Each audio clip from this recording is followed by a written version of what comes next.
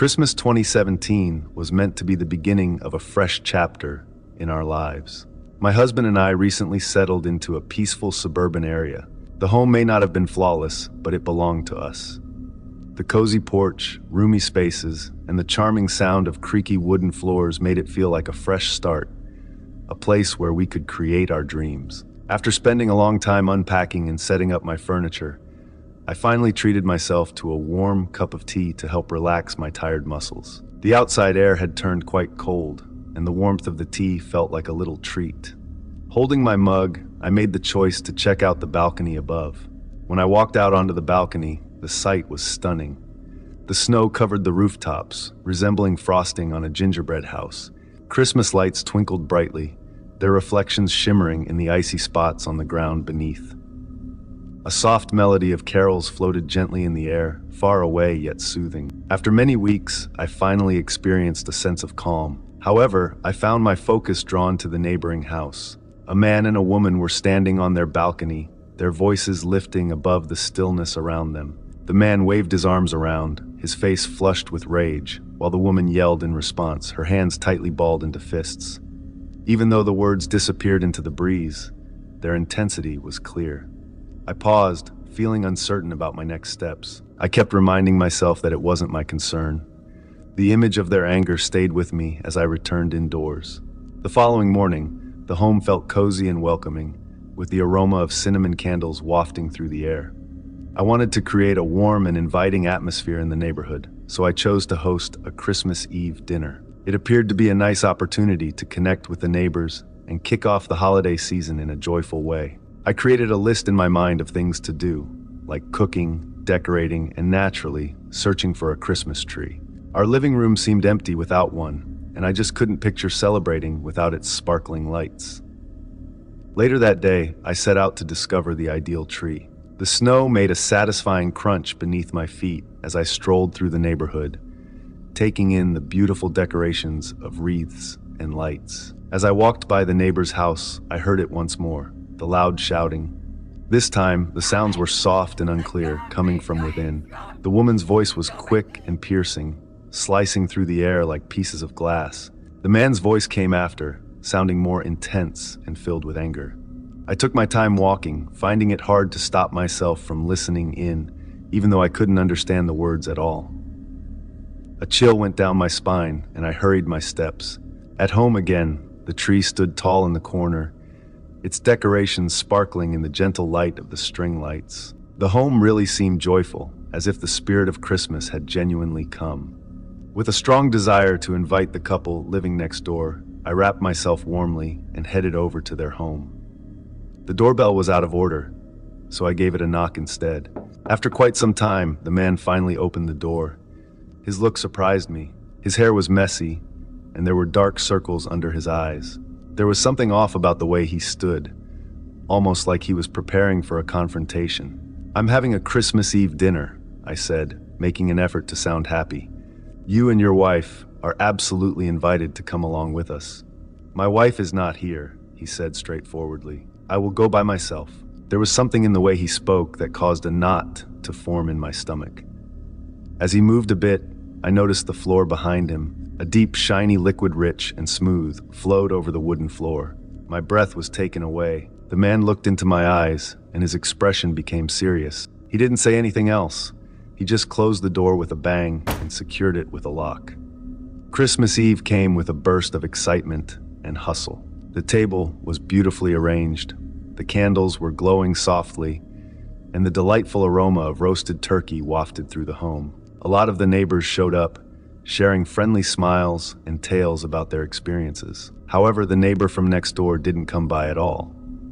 I made an effort to set aside the discomfort that was sneaking into my mind, reminding myself that not everyone is outgoing. The sight of that dark liquid on his floor continued to linger in my mind. As the night came to a close and the visitors departed, I thought it would be good to see how he was doing one last time.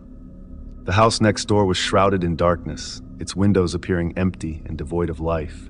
I tapped gently at first, then a bit more firmly, but there was no response. I shouted, my voice bouncing off the quiet, but the hush was overwhelming. The following morning, I got up early, feeling the chilly air biting at my skin. I snuggled into a cozy blanket, brewed some tea, and headed up to the balcony. This place had turned into my beloved spot, a peaceful haven where I could see the world come to life. While I looked at the neighbor's house, I noticed something interesting. The lower level was dim, just like it had been the previous night, but one room above shimmered softly. The light was soft, flickering as if the bulb might soon go out. And then I noticed it, a shadow shifting behind the curtains. A figure was visible, standing perfectly still for a brief moment before retreating into the shadows. My heart pounded heavily in my chest. Could it have been the man? Was his spouse back? I quickly made my way back inside, securing the door after me. That evening, I attempted to keep my mind occupied with a book beside the warm fireplace. The cozy glow of the fire barely eased my anxious feelings, and the quietness of the home seemed heavy and stifling. At 1:13 a.m., a sudden loud noise broke the quietness. I stood still, the book falling from my grasp. The loud noise happened once more, and it felt more pressing this time. My legs felt heavy as I slowly made my way to the door, glancing through the peephole. It was that person. The neighbor stood on my porch, his breath creating little clouds in the chilly air. He held a gun in his hand, the barrel shining softly in the light from the porch. I took a step back, my hands trembling as I reached for my phone. As I dialed 911, I quietly shared my situation with the operator, each word feeling like a challenge. The man remained still. He simply remained in place, gazing at the door. As soon as the police got there, they quickly formed a circle around him. He went along quietly as they took the gun from his hands and put handcuffs on him. While they took him to the car, he shouted, "You killed my wife, and I will kill you next."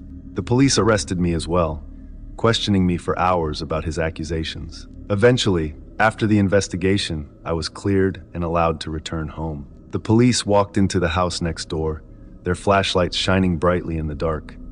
A little while later, one of them came out, looking very pale.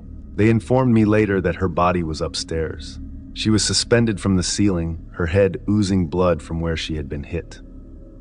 The pool of blood on the floor looked just like what I had seen a few days earlier. The man did not return.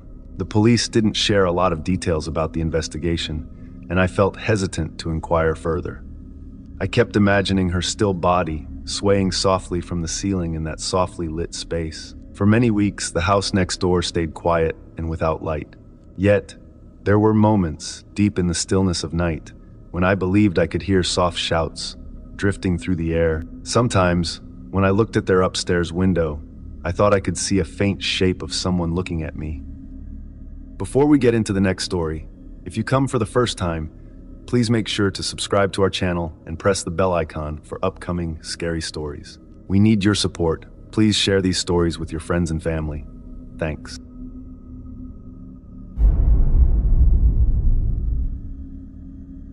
I was 12 years old when it took place, and even though many years have gone by, I can still recall every detail as if it happened just yesterday. It was December, only a couple of weeks before Christmas. The air felt chilly, and snow blanketed the ground, softening noises and making everything appear still and strange. I was walking home from school, making little puffs of snow fly up with my boots. It was the best part of my day, that moment when I could roam around and think about anything I liked. That day, however, something seemed unusual. When I got to my street, I saw a man standing at the corner. He was not moving at all, just standing there and looking at me. His coat was long and dark, and he wore a hat pulled down low over his face. I took my time walking, not knowing what to do next. He didn't wave or smile, he just looked. I rushed the rest of the way home, feeling like his eyes were on me, which made the hairs on my neck stand up. I kept him a secret from everyone. Perhaps it was just something small, I wondered. It seems like adults are always standing around, right? The following day, while I was walking home once more, he was there. This time he was moving around. He began to walk behind me, staying close enough that I could feel his presence, but not so close that it felt uncomfortable. "Hey there, kid," he shouted. His voice was low and scratchy. I moved my head a little, but kept walking. "Are you looking forward to Christmas?" he asked. Sure," I said quietly, walking fast. "Do you know where to find the best Christmas tree?" he asked, sounding quite happy. I moved my head from side to side and didn't say anything. I didn't like how he said it, as if he knew something I didn't know. In the forest beyond the old path, he went on. That's where the really good ones are. You really ought to check it out yourself. When I got to my house, my heart was beating fast. I couldn't figure out why he was saying this to me. It felt odd, like a hidden thing I wasn't meant to find out. Some days went by, and I attempted to forget about the man. But each time I walked home, I had the feeling that someone was looking at me. I never saw him again, but the feeling remained. One afternoon, I was relaxing in the living room, enjoying some TV time. The light from the screen brightened the dark room while I rested on the couch. The phone rang, and I was startled a bit before picking it up. It was my buddy Mike. "Hey," he said, sounding excited. "Let's go look for a Christmas tree. The nice ones are up in the forest, you know." His words struck me hard. How did he find out about the woods? I didn't mention the man to him. "I'm not sure." I began to speak, but he interrupted me. "Let's go. It will be enjoyable." I talked to my mom, but she said no. "Your dad is going to bring home a tree," she said with certainty. "You're simply a child. You don't have to search for one." I sat by the window, looking at the snow coming down, waiting for her to go out. She finally said she had to go get my little sister from school and asked me to stay inside.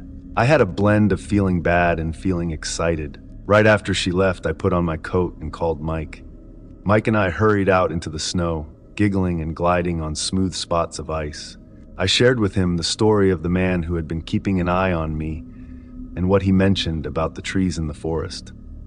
Mike lifted his shoulders slightly. "We'll just take a look around," he said. Then he said, "I have to go to my friend's house first." His friend's house was at the edge of the woods, an old squeaky place that seemed like it hadn't been tidied up in a long time. Mike's friend was 18 and appeared a bit tough. He had messy hair and a constant frown on his face. The two of them began chatting quietly. At first I didn't really notice, but then I heard words like kidnapping and quick cash. My stomach felt all twisty. Were they just kidding around? Or even worse, were they being serious? I told Mike that it was getting late and that my mom would be back home soon.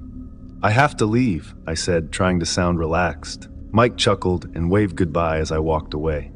There was a quick path through the trees that would take me home more quickly. The way was slim and filled with big trees all around. The snow covered everything, making it quiet except for the sound of my boots crunching. I was in the middle of the forest when my shoe got loose. I got down on my knees to fix it, struggling with the damp shoelaces. That's when I heard it, a gentle crunching sound behind me. I stopped moving, my fingers resting on the shoelaces. Gently, I moved my head around. He was present.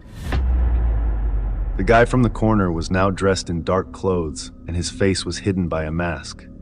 My chest felt tight when he moved closer to me. I didn't think about it. I just went for a run. My boots slid on the snow, but I kept going. I could hear his steps coming up behind me, quicker and louder than my own.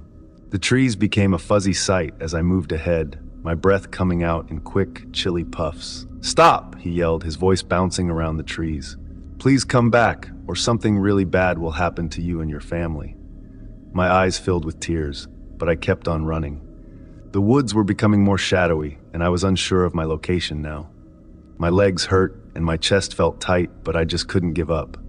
I saw a big tree that had fallen, and its huge trunk was all covered in snow. I jumped behind it, pushing myself against the chilly tree trunk. My heart was beating hard, and I thought he could hear it. I paused and held my breath as I noticed his footsteps getting slower. He was near, very near. "Come out," he said, his voice loud and upset.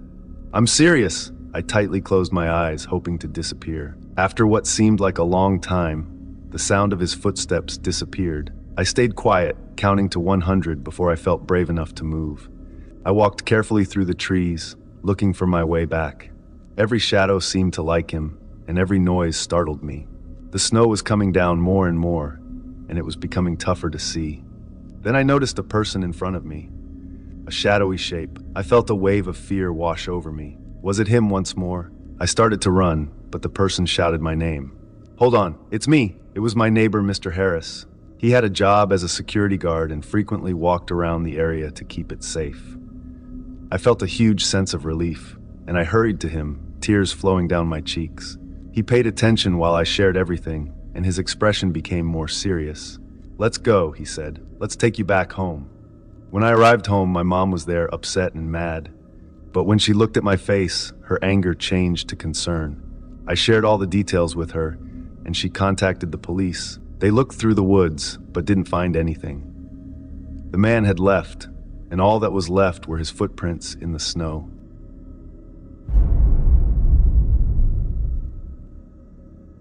Christmas Eve had always been a big deal in our family. Every year, we hosted a dinner at my grandparents' house in San Diego. It wasn't a fancy place, but there was something about its worn-out carpet and the way the living room smelled like cinnamon that felt like home. That year, the house was lit up with colorful Christmas lights, the tree was piled high with presents, and the air was thick with the smell of roasted turkey and baked ham. The night started like any other Christmas Eve. Relatives trickled in slowly, some carrying dishes, others just bringing themselves and their stories. Uncle Rick came with his famous green bean casserole, and Aunt Susan brought a pie that looked suspiciously store-bought. My cousin Jenna kept snapping pictures of everything and everyone, making sure to capture the perfect Instagram moment. The kids ran around the house, their laughter mixing with the faint hum of Christmas songs playing in the background. The dinner table was a sight to behold. Plates piled high with food, glasses filled with wine and soda, and candles flickering in the center. It was warm, loud, and full of life. Everyone was talking over each other, sharing jokes, and reminiscing about past Christmases. It felt perfect in its messy, chaotic way. Then there was him. I didn't catch his name when he arrived, and honestly, I wasn't even sure who had invited him. He looked out of place, sitting quietly at the end of the table. He was tall, with a pale complexion and thinning hair slicked back. His clothes were neat but oddly dated, like he had stepped out of an old photograph. He didn't eat much, just moved his food around on his plate and occasionally sipped from his glass. No one seemed to mind him, though. If anything, they acted like he had always been part of the family. It wasn't until dessert was being served that things started to feel off. Jenna, ever the photographer, wanted to take a group picture. She asked everyone to gather in the living room, and we all shuffled over, laughing and teasing each other as we tried to squeeze into the frame. The man hesitated, but followed us after a moment. When the camera's flash went off, he flinched like it had burned him. I remember him standing slightly apart from the group, his expression unreadable. The photo was odd. As Jenna looked at it on her phone, her smile faded. She turned the screen to me, and I immediately saw why. Everyone was there, smiling and happy, but the man looked blurred, almost like he had been moving when the picture was taken. The thing was, he hadn't moved. He had been perfectly still. Probably just a glitch, I said, though my voice didn't sound as confident as I wanted it to. We went back to the table for dessert. By now, the kids were winding down, their energy spent, and the adults were settling into a comfortable buzz from the wine. The man stayed quiet, his eyes darting around the room like he was looking for something or someone. I tried not to stare, but something was unsettling about him. His presence felt heavy. It happened just as we were finishing dessert. The man suddenly stood up, his chair screeching against the floor. Everyone turned to look at him. He was shaking, his face pale and glistening with sweat. Then, without a word, he let out a scream, a raw, guttural sound that froze everyone in place. Before anyone could react, he bolted out the front door. For a moment, no one moved. We just sat there, stunned, trying to process what had just happened. Then Uncle Rick stood up, muttering something about going after him. A few others followed, grabbing their coats and flashlights. I stayed behind with the kids, who were now clinging to their parents, wide-eyed and scared. The minutes stretched on. I could hear the muffled sound of voices outside, calling the man's name, though no one seemed to know what it was. After what felt like an eternity, the search party came back, empty-handed. They had followed his tracks into the woods behind the house, but they just stopped.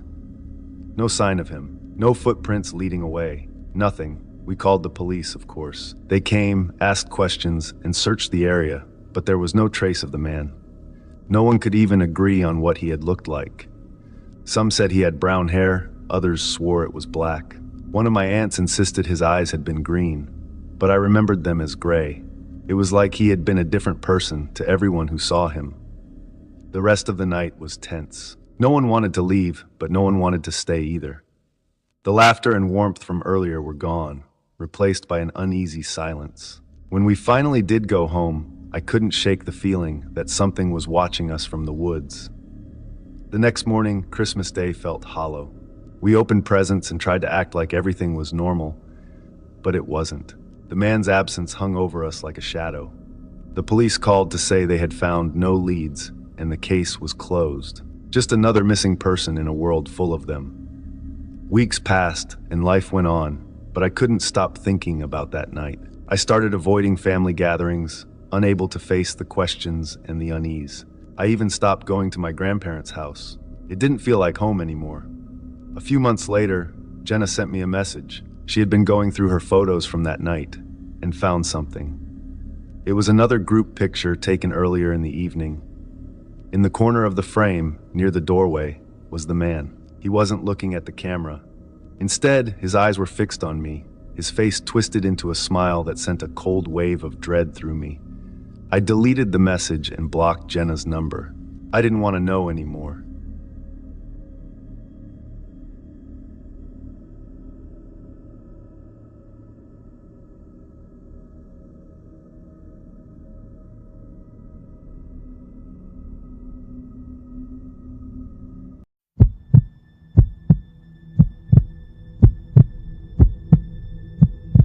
It was a quiet Tuesday evening at the gas station where I work.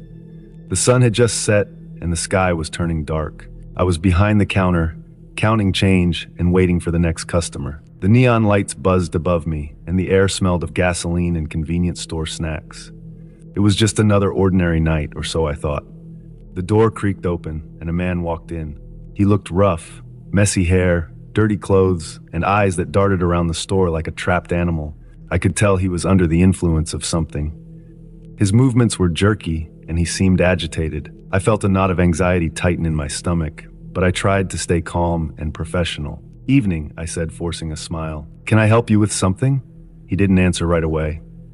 Instead, he wandered down one of the aisles, picking up items and putting them back down. He was acting strange, and I kept a close eye on him.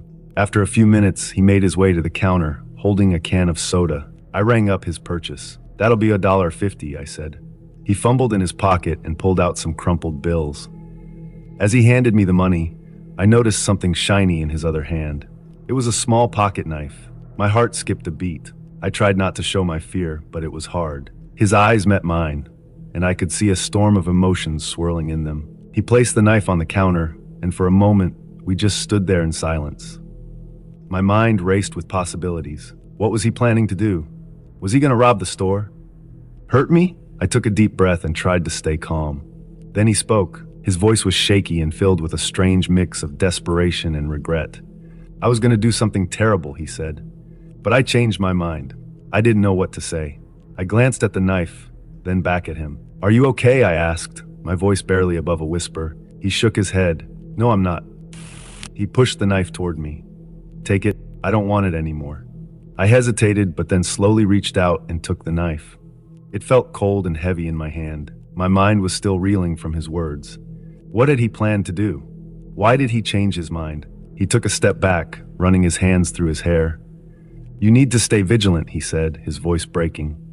"There are bad people out there, really bad people. I was almost one of them tonight." I didn't know how to respond. I felt a mix of relief and fear. Relief that he wasn't going to hurt me, but fear because I didn't understand what had just happened. "Do you need help?" I asked. "I can call someone for you." He shook his head again, more violently this time. No, I just need to go. I need to get out of here."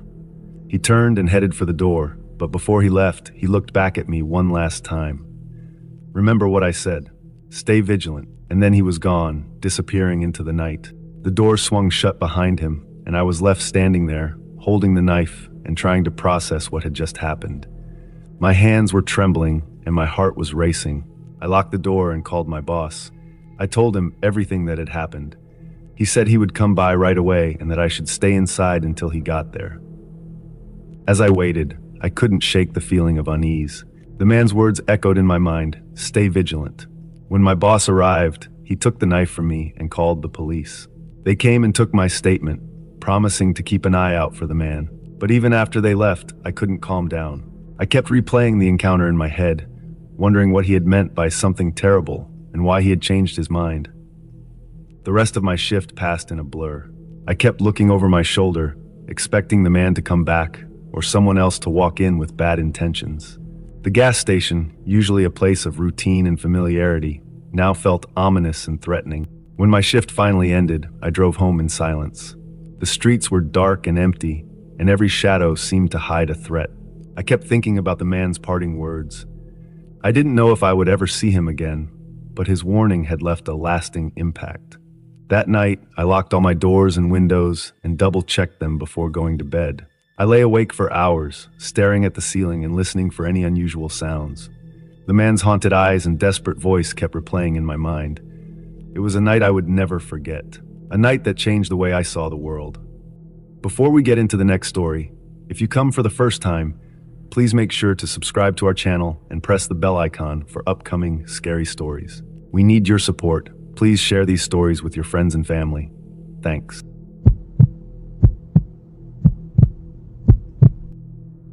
Working the night shift at a gas station isn't what most people would call exciting. Most nights are quiet, with only the hum of the fluorescent lights and the occasional car pulling in for fuel. But one night, something happened that I'll never forget. It was a Tuesday night around 2 a.m. I was sitting behind the counter, flipping through an old magazine to pass the time. The station was empty as usual. Suddenly I saw headlights coming down the road.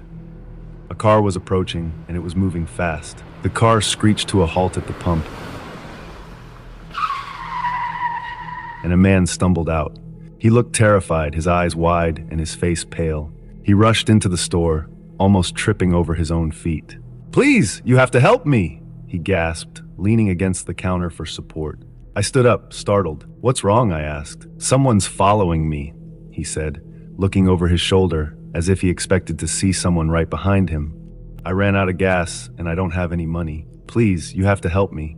His fear was contagious. I glanced outside, half expecting to see another car pulling in, but there was nothing, just the empty road and the quiet night. Okay, I said, trying to stay calm. "I'll give you some gas. Don't worry about the money." He looked at me with such gratitude that it made my heart ache. "Thank you," he whispered. I grabbed the keys to the pump and went outside with him. He kept looking around, his eyes darting nervously. I filled up his tank as quickly as I could, and he got back into his car. "Thank you," he said again before speeding off into the night. For the rest of my shift, I couldn't shake the feeling of unease. Who was following him? Why was he so scared? The questions kept swirling in my mind, but I didn't have any answers. A few days later, I was back on the night shift. It was around the same time, and I was once again trying to stay awake by reading a magazine. I heard a car pulling into the station. When I looked up, I saw the same man getting out of his car. This time, he looked different. He was calm and composed, and there was a small smile on his face. He walked into the store and came straight to the counter. "I wanted to thank you," he said, reaching into his pocket.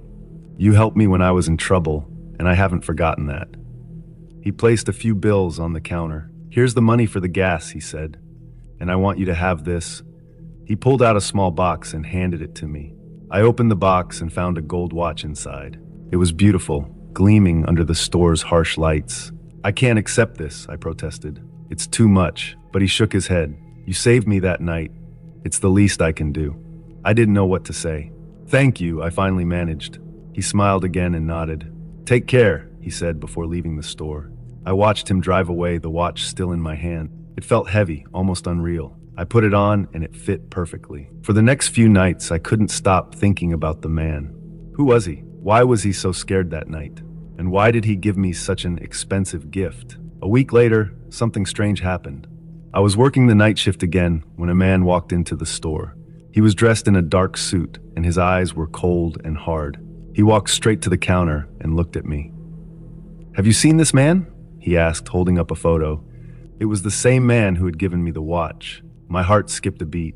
"Why are you looking for him?" I asked, trying to keep my voice steady. "He's in a lot of trouble," the man said, "and we need to find him." I shook my head. "I haven't seen him," I lied. The man stared at me for a long moment before nodding. "If you see him, call this number." He handed me a card and walked out of the store. I looked down at the card, my mind racing. What kind of trouble was he in? And why had he come to me for help? That night I couldn't sleep. I kept thinking about the man and the watch. I knew I should call the number, but something stopped me. I had a feeling that whatever trouble he was in, it wasn't something I wanted to get involved in. The next night, I was back at the gas station. It was quiet and I was alone. I kept glancing at the door, half expecting the man in the suit to come back. But the night passed uneventfully. A few days later, I found a note in the mailbox at the gas station. It was from the man who had given me the watch. He thanked me again for my help and told me that he was safe. He said he couldn't explain everything, but assured me that I had done the right thing by helping him. I never saw him again after that, but I kept the watch, and every time I looked at it, I remembered that night. I remembered the fear in his eyes and the gratitude in his voice, and I wondered if I would ever know the full story of what had happened. Working the night shift at a gas station might seem boring, but that night changed everything for me. It made me realize that you never know what someone is going through, or how a simple act of kindness can make a huge difference. And it reminded me that sometimes the scariest stories are the ones that don't have a clear ending.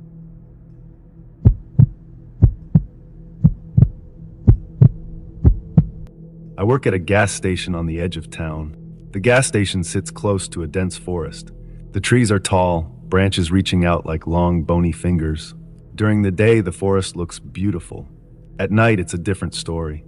The forest is alive, watching you, waiting for something. One night, I was on the graveyard shift alone as usual. The clock showed 2:30 a.m. It was a quiet night where you could hear every little noise. The hum of the refrigerator, the ticking of the clock, and the occasional rustling of leaves outside. I was sitting behind the counter, trying to stay awake by scrolling through my phone.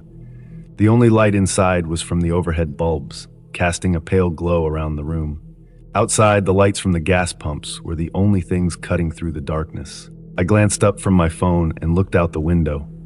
The forest loomed in the distance, a dark mass against the night sky. I couldn't see much, just the outlines of the trees. I shook my head and tried to focus on something else. But then, out of the corner of my eye, I saw something move. I looked back at the forest, straining my eyes. There, just beyond the edge of the light, was a figure. It was too far to see clearly, but it looked like someone standing just inside the tree line. I squinted, trying to make out more details. The figure raised its hand and waved. It was a slow, deliberate motion like it was calling me over. My heart started to race. Who would be out there at this time of night? Maybe it was someone lost or in trouble. I grabbed the flashlight from under the counter and stepped outside, the cold night air hitting me like a splash of water. "Hello," I called out, my voice shaky. "Do you need help?" There was no answer. The figure was still there, still waving. I took a few steps toward the forest, my flashlight beam cutting through the darkness. The figure moved back just a bit, staying out of the light. I felt a chill run down my spine. Something wasn't right. "Hey, if you need help, come closer," I said, trying to sound brave. The figure stopped waving and just stood there, motionless. I walked closer, my shoes crunching on the gravel. I was almost at the edge of the light when the figure disappeared into the trees. I stopped, my heart pounding in my chest. I shined the flashlight into the forest, but I couldn't see anything. Just the dark, silent woods. I hesitated, then stepped into the forest. The trees closed in around me, and the light from the gas station seemed far away. I kept the flashlight steady, sweeping it back and forth. The forest was eerily quiet, not even the sound of crickets. My breath was loud in my ears. "Hello!" I called out again, but my voice seemed swallowed up by the trees. I walked a bit further, my heart pounding louder with each step. The flashlight beam caught something on the ground. I knelt and saw footprints in the dirt, leading deeper into the forest. They looked fresh, like someone had just passed through. I followed them, feeling more uneasy with every step. After a few minutes, I stopped. The footprints had led to a small clearing. I shined the flashlight around, but there was no sign of the figure. Just empty woods. I was about to turn back when I heard a whisper. It was soft, almost too soft to hear, but it made my blood run cold.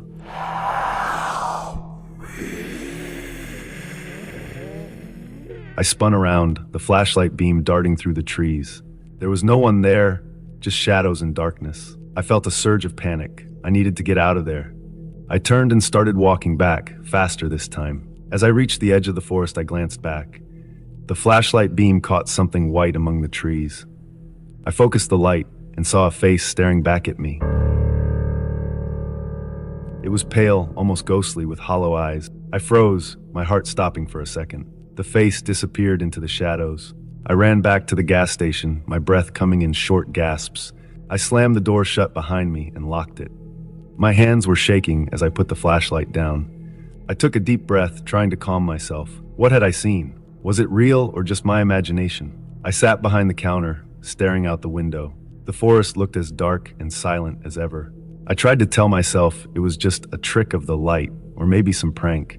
But deep down, I knew it was something else. Something I couldn't explain. For the rest of the night, I couldn't shake the feeling of being watched. Every rustle of leaves and every creak of the building made me jump. I kept glancing out the window, half expecting to see that face again.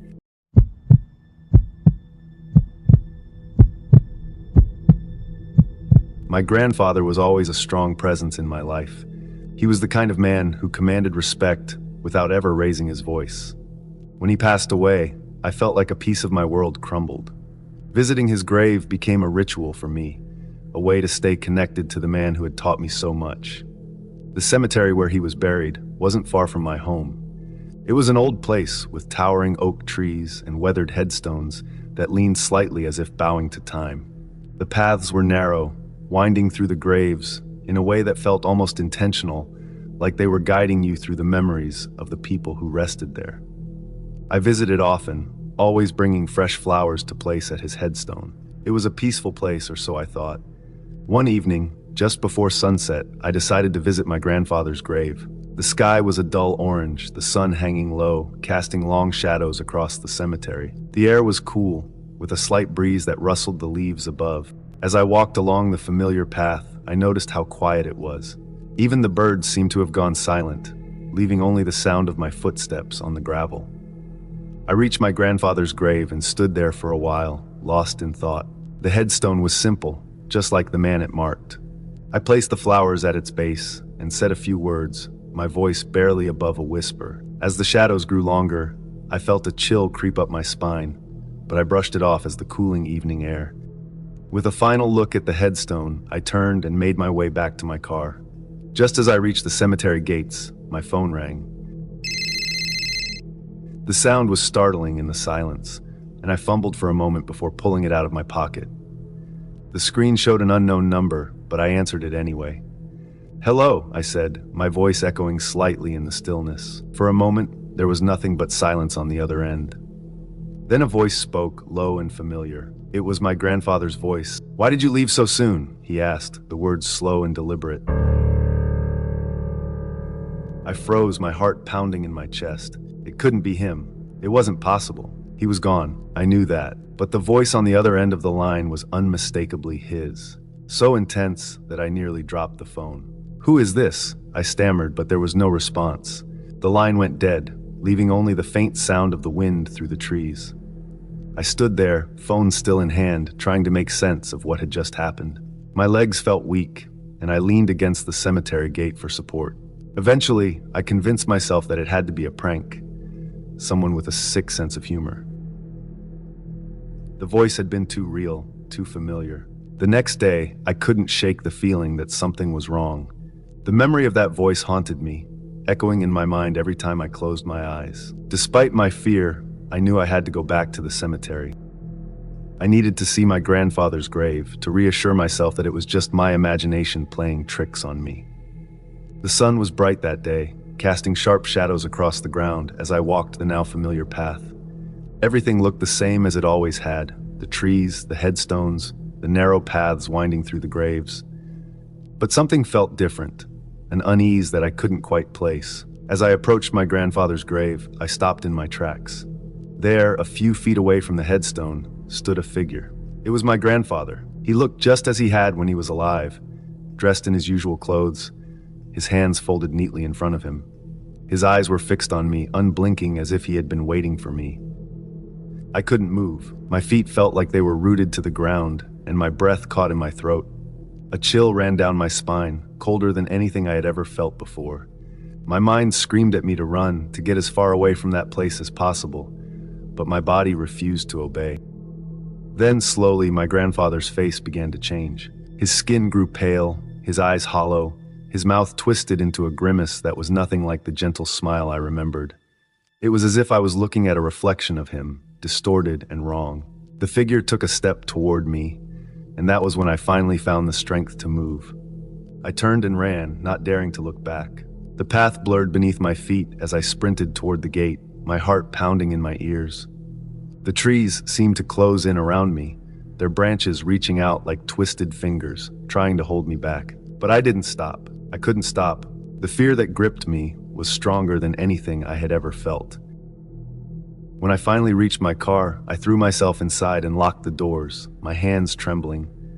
I sat there for a long time, my breath coming in ragged gasps, my eyes fixed on the cemetery gate.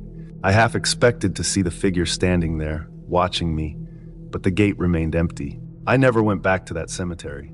I couldn't. Whatever I saw that day, whatever called me on that phone, it wasn't my grandfather. It was something else, something that should never have been disturbed. The memory of that day still haunts me. Before we get into the next story, if you come for the first time, please make sure to subscribe to our channel and press the bell icon for upcoming scary stories. We need your support. Please share these stories with your friends and family. Thanks.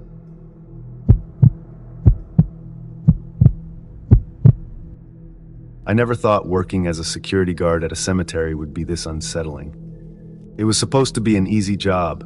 Just watch over the place, make sure no one vandalizes the graves, and keep an eye out for any troublemakers. Most nights were uneventful, just me and the rows of tombstones under the moonlight. But then, things started to get strange. It all began about a month ago.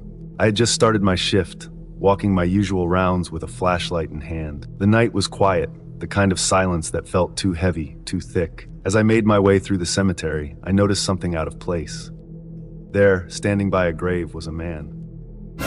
It was exactly 3 a.m., I remember, because I always checked my watch during my rounds. The man stood perfectly still, facing one of the older graves near the back of the cemetery. He was dressed in dark clothes, and from a distance, I couldn't make out much about him, just that he was tall and had a kind of stillness about him that was unsettling. I called out to him, but he didn't respond. He didn't even seem to hear me. He just stared at the grave, completely motionless. I felt a chill run down my spine, but I brushed it off. Maybe he was a mourner, visiting a loved one. It wasn't uncommon for people to visit graves at odd hours, especially if they were dealing with grief. Still, something about this man seemed off. The next night, at exactly 3 a.m., I saw him again. Same grave, same stillness. He didn't move, didn't react when I called out. It was like he was frozen in time. The third night, when I saw him again, I knew something was wrong. This wasn't normal. Nobody visits a grave at the same time every night, especially not in the dead of night without making a sound or showing any sign of life. Curiosity got the better of me. I began to keep an eye on him, watching from a distance as he stood there, always at 3 a.m., always by that same grave. The way he stared at the tombstone, it was as if he was waiting for something, but what, I couldn't tell. The more I watched, the more unsettled I became. It wasn't just that he was there every night, it was the way he seemed almost detached from everything. Like he wasn't there, like he was a part of the cemetery itself. After a week of this, I couldn't take it anymore. I decided I had to confront him, to find out who he was and what he was doing. That night, I waited until 2:45 a.m., hiding behind a large oak tree a short distance from the grave. At exactly 3 a.m. he appeared, just like before. My heart was pounding as I stepped out from behind the tree and walked toward him. As I got closer, I could make out more details. His clothes were old, tattered, even like they hadn't been washed in years. His skin was pale, almost gray, and his eyes, they were empty, void of any emotion or life. I called out to him again, my voice shaking. "Hey, what are you doing here?" He didn't respond. He didn't even blink. It was like he was in a trance, completely unaware of my presence. I took a deep breath and walked closer, reaching out to tap him on the shoulder. As soon as my hand touched him, he turned to face me. What I saw will haunt me for the rest of my life. His face twisted into the most horrifying expression I've ever seen. His mouth stretched into a wide, unnatural grin, showing teeth that were too long, too sharp. His eyes, once empty, were now filled with a kind of rage, a hatred that made my blood run cold.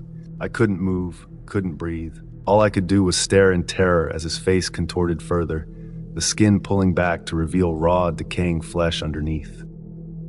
I stumbled back, my heart hammering in my chest, trying to get away from him. But he didn't move. He just stood there, grinning that terrible grin, his eyes locked onto mine. It felt like he was looking straight into my soul, and what he saw there filled him with that same rage. I knew I had to get out of there. I turned and ran as fast as I could, not daring to look back. I didn't stop until I was back at the entrance of the cemetery, my breath coming in ragged gasps. My hands were shaking so badly that I could barely hold on to my flashlight. When I finally dared to look back, the man was gone. The grave he had been standing by was empty, just like all the others. I didn't sleep at all that night. The image of his twisted face, those lifeless eyes, burned into my mind. The next day, I tried to find out more about the grave he had been standing by, but there was nothing unusual about it. It belonged to a man who had died over 50 years ago, someone with no family left to visit him. There was no reason anyone should be there, especially not at 3 a.m. every night. I continued my job at the cemetery, but I never saw the man again.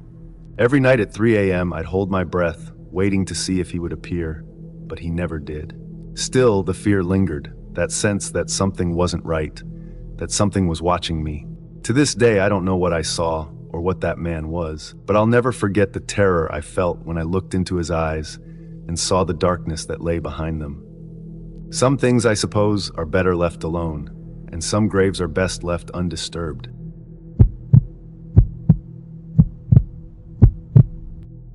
My name is Hazel. I always loved my father deeply, and after he passed away, I made it a habit to visit his grave regularly. It was late afternoon, with the sun hanging low in the sky, casting long, eerie shadows across the cemetery. The air was cool, and the silence around me felt heavy, almost like a blanket pressing everything down. As I walked through the rows of graves, the crunch of leaves beneath my feet was the only sound I could hear. The cemetery was old, with towering trees stretching endlessly upwards, their branches gnarled and twisted. The wind whispered through the leaves, creating a soft rustling sound that gave me a strange sense of unease. I reached my father's grave, a simple stone with his name etched into it. I knelt, placing fresh flowers beside the headstone, the bright colors a stark contrast against the cold gray of the stone. My heart ached as I thought of him, the memories of his laughter and his warmth flooding my mind. I closed my eyes, trying to hold on to those memories, to feel close to him even though he was gone. When I finally opened my eyes, something caught my attention out of the corner of my vision. A man stood a few rows away, lingering near a grave that I didn't recognize. He was dressed in dark, old-fashioned clothes that seemed out of place, almost like he had stepped out of a different time. His face was partially obscured by a wide-brimmed hat, but what I could see of it seemed oddly blank, almost emotionless. Something was unsettling about him, something that didn't feel right. He wasn't doing anything wrong, just standing there.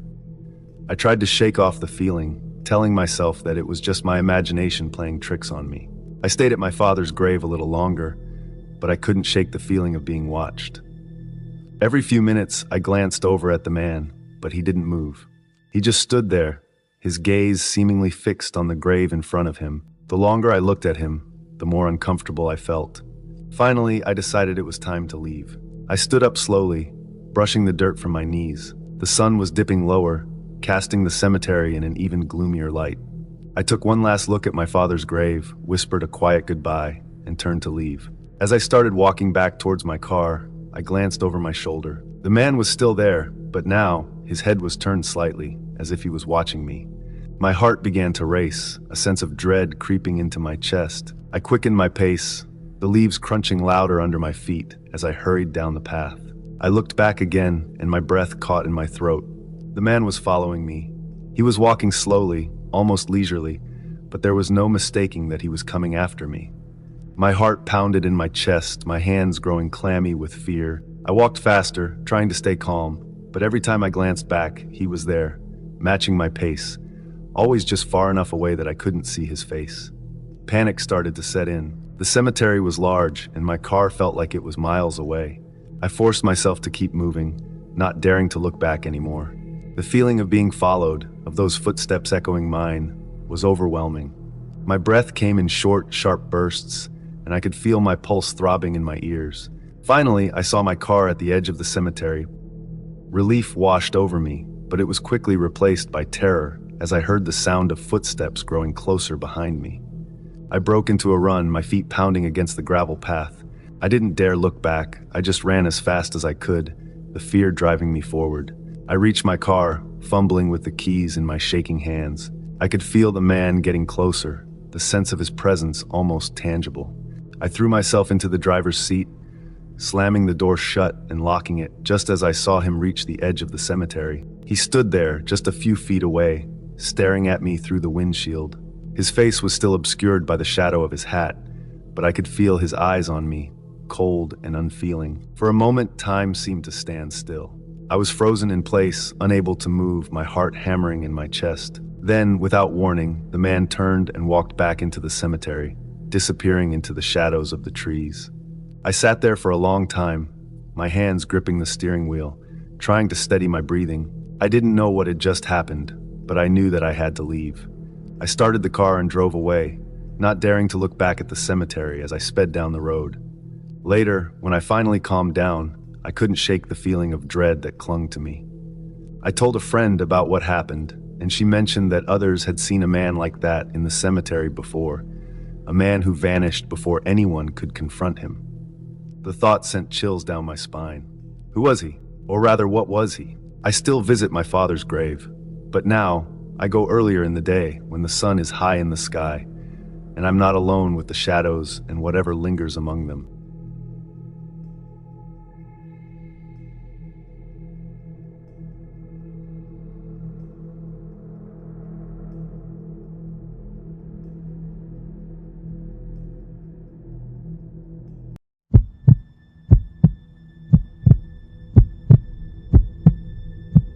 I've never been a fan of buying things online, but when I moved to my new apartment, I needed a couch. My budget was tight, so I turned to Craigslist. After a few days of searching, I found a listing for a beautiful, slightly used couch. The price was low, almost too good to be true. I should have known better, but I was excited. The ad was simple: couch for sale. Excellent condition. Contact Rob. The pictures showed a stylish, dark gray couch, and it looked perfect for my living room. I sent a message to Rob and quickly got a reply. He told me he was moving out of town and needed to get rid of the couch fast. We agreed to meet at his place the next evening.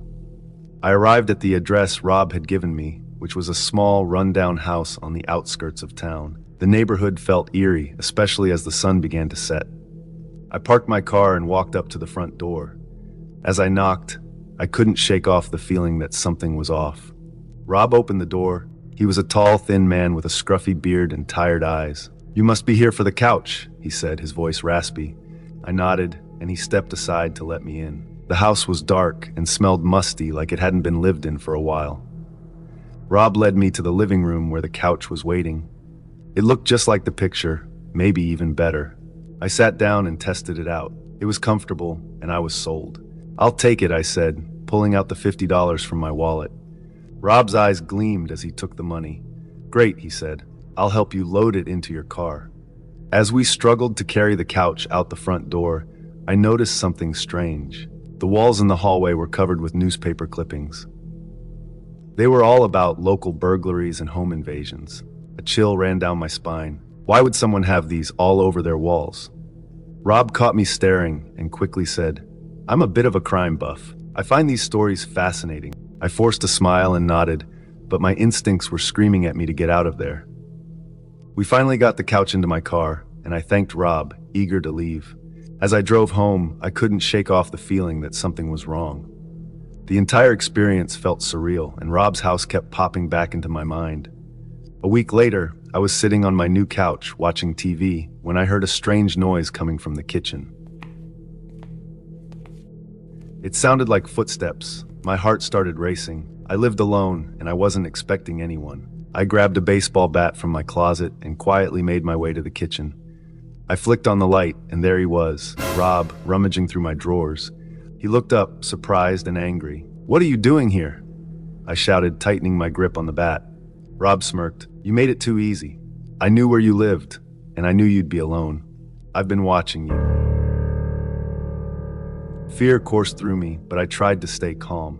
"Get out of my house now!" I yelled, trying to sound braver than I felt. Rob took a step toward me, and I swung the bat, hitting him in the arm. He cursed and lunged at me, knocking me to the ground.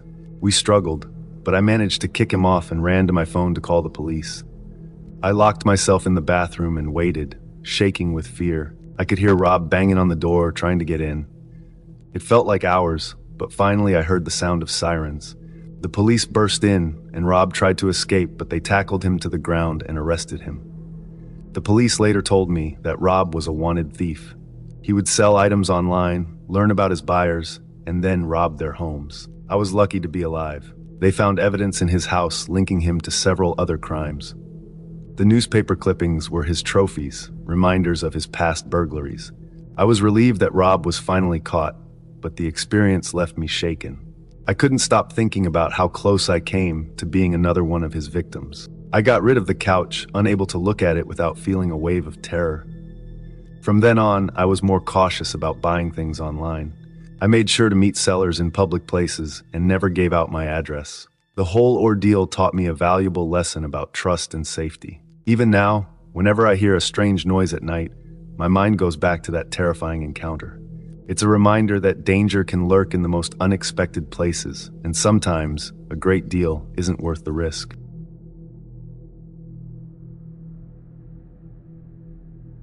It was a dark and quiet night. I was alone at home, sitting on the couch and watching TV. My husband was away on a business trip, and the kids stayed at their grandparents' house for the weekend. The house was unusually silent, and I found it peaceful and eerie. I liked the calmness, but I couldn't shake off the feeling of unease. Every small noise made me jump. I decided to make myself some tea. The kitchen was dimly lit, and I could see the shadows dancing on the walls. The clock on the wall ticked loudly, filling the silence with its steady rhythm.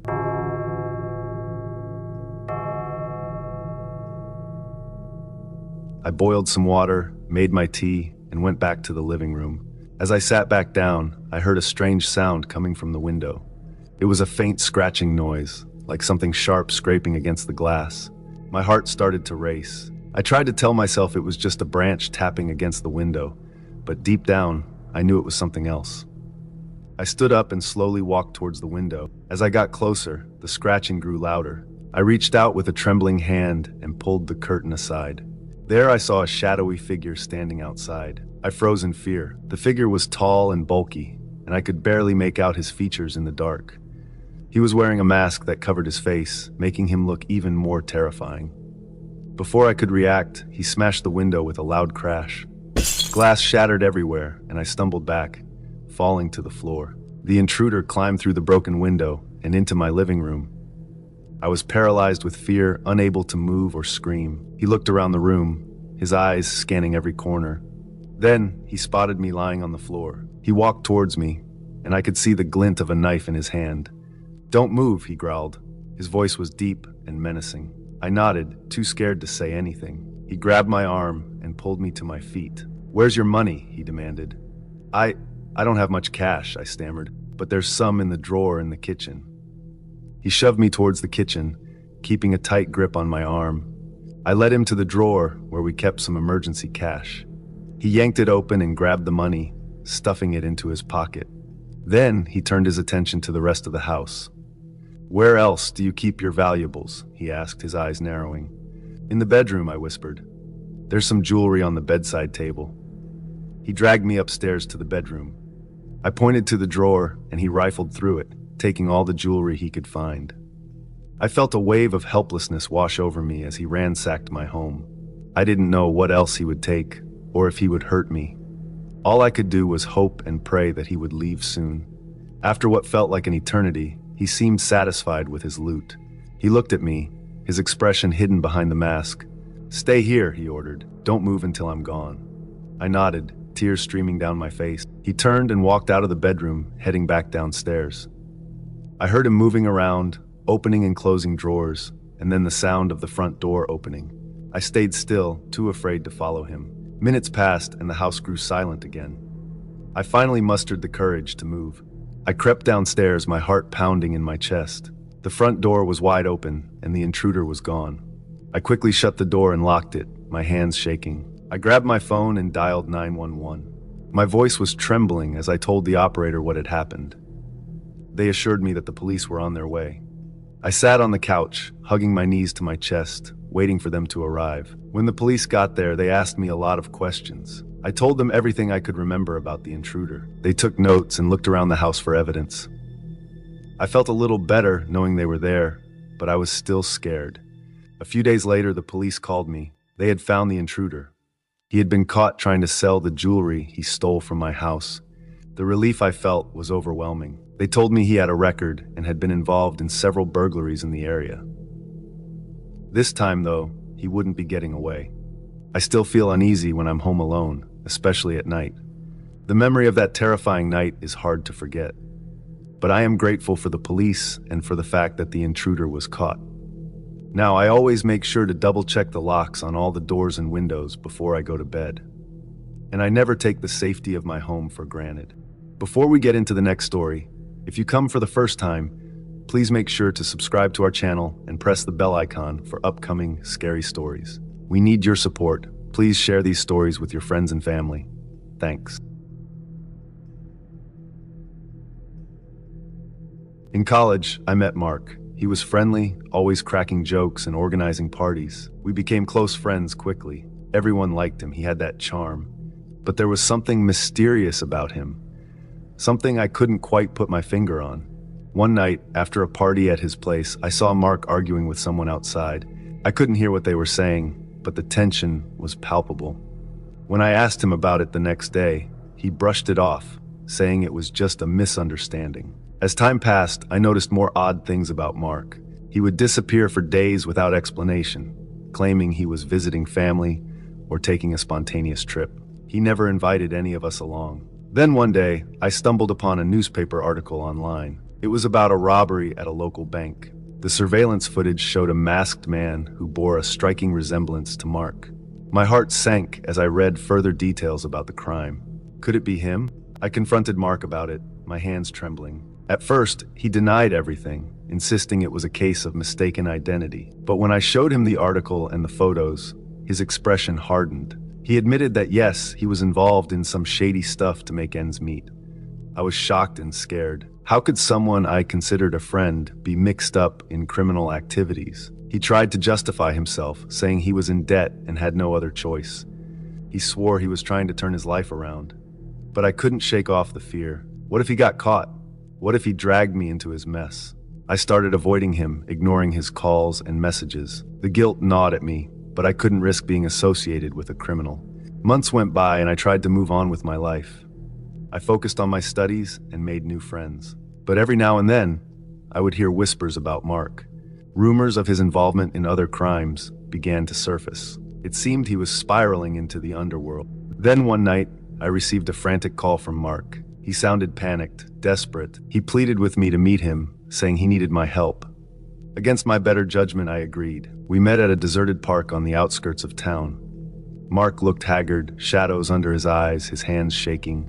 He told me he was being hunted by some dangerous people he owed money to. He begged me to hide him, just for a few days. I hesitated, torn between my loyalty to a friend and my fear of getting involved in something dangerous. But when I saw the fear in his eyes, I couldn't turn him away. I took him to my apartment, praying silently that I wasn't making a terrible mistake. For the next few days, I lived in constant fear. Every noise outside made me jump. Every passing stranger made me paranoid. Mark hardly left the apartment, always on edge, watching out the window like a hunted animal. One evening, as I returned from class, I found my apartment door ajar. Panic surged through me as I pushed it open cautiously. The place was ransacked, furniture overturned, and drawers emptied, and Mark was gone. I sank to the floor feeling numb. I had let a criminal into my life, into my home. And now, I didn't know where he was or what trouble he had brought upon me. I called the police, trembling as I recounted everything. The investigation that followed was grueling. I was questioned extensively about Mark, his activities, and his acquaintances. They searched my apartment for evidence, but there was little to find. It seemed Mark had covered his tracks well. Weeks turned into months, and life slowly returned to normal. The fear and paranoia began to fade, replaced by a cautious awareness. I never heard from Mark again, and part of me was relieved. But sometimes late at night, when the wind howls and the shadows dance, I remember the fear in Mark's eyes. I wonder where he is now.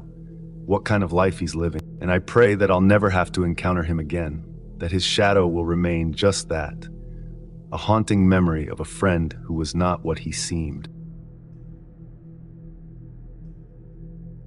My name is James, and I love watching horror movies. One dark and stormy night, I decided to watch one of my favorites. The rain was pouring outside, and the wind howled like a wolf. I was home alone, sitting on the couch with a big bowl of popcorn. The movie was scary, and every little sound made me jump. The house was old and creaky, and I could hear the wind whistling through the gaps in the windows. I pulled a blanket around me and tried to focus on the movie. Suddenly, I heard a loud knock coming from the basement. My heart skipped a beat. I paused the movie and listened carefully. At first, I thought it was just my imagination, but then I heard the knock again, louder this time. I felt a chill run down my spine. I was the only one home, and no one ever went into the basement. It was a dark and damp place filled with old, forgotten things. I took a deep breath and tried to calm myself. Maybe it was just the wind or the old pipes making noise. But deep down, I knew it wasn't that. Gathering all my courage, I stood up and walked to the basement door.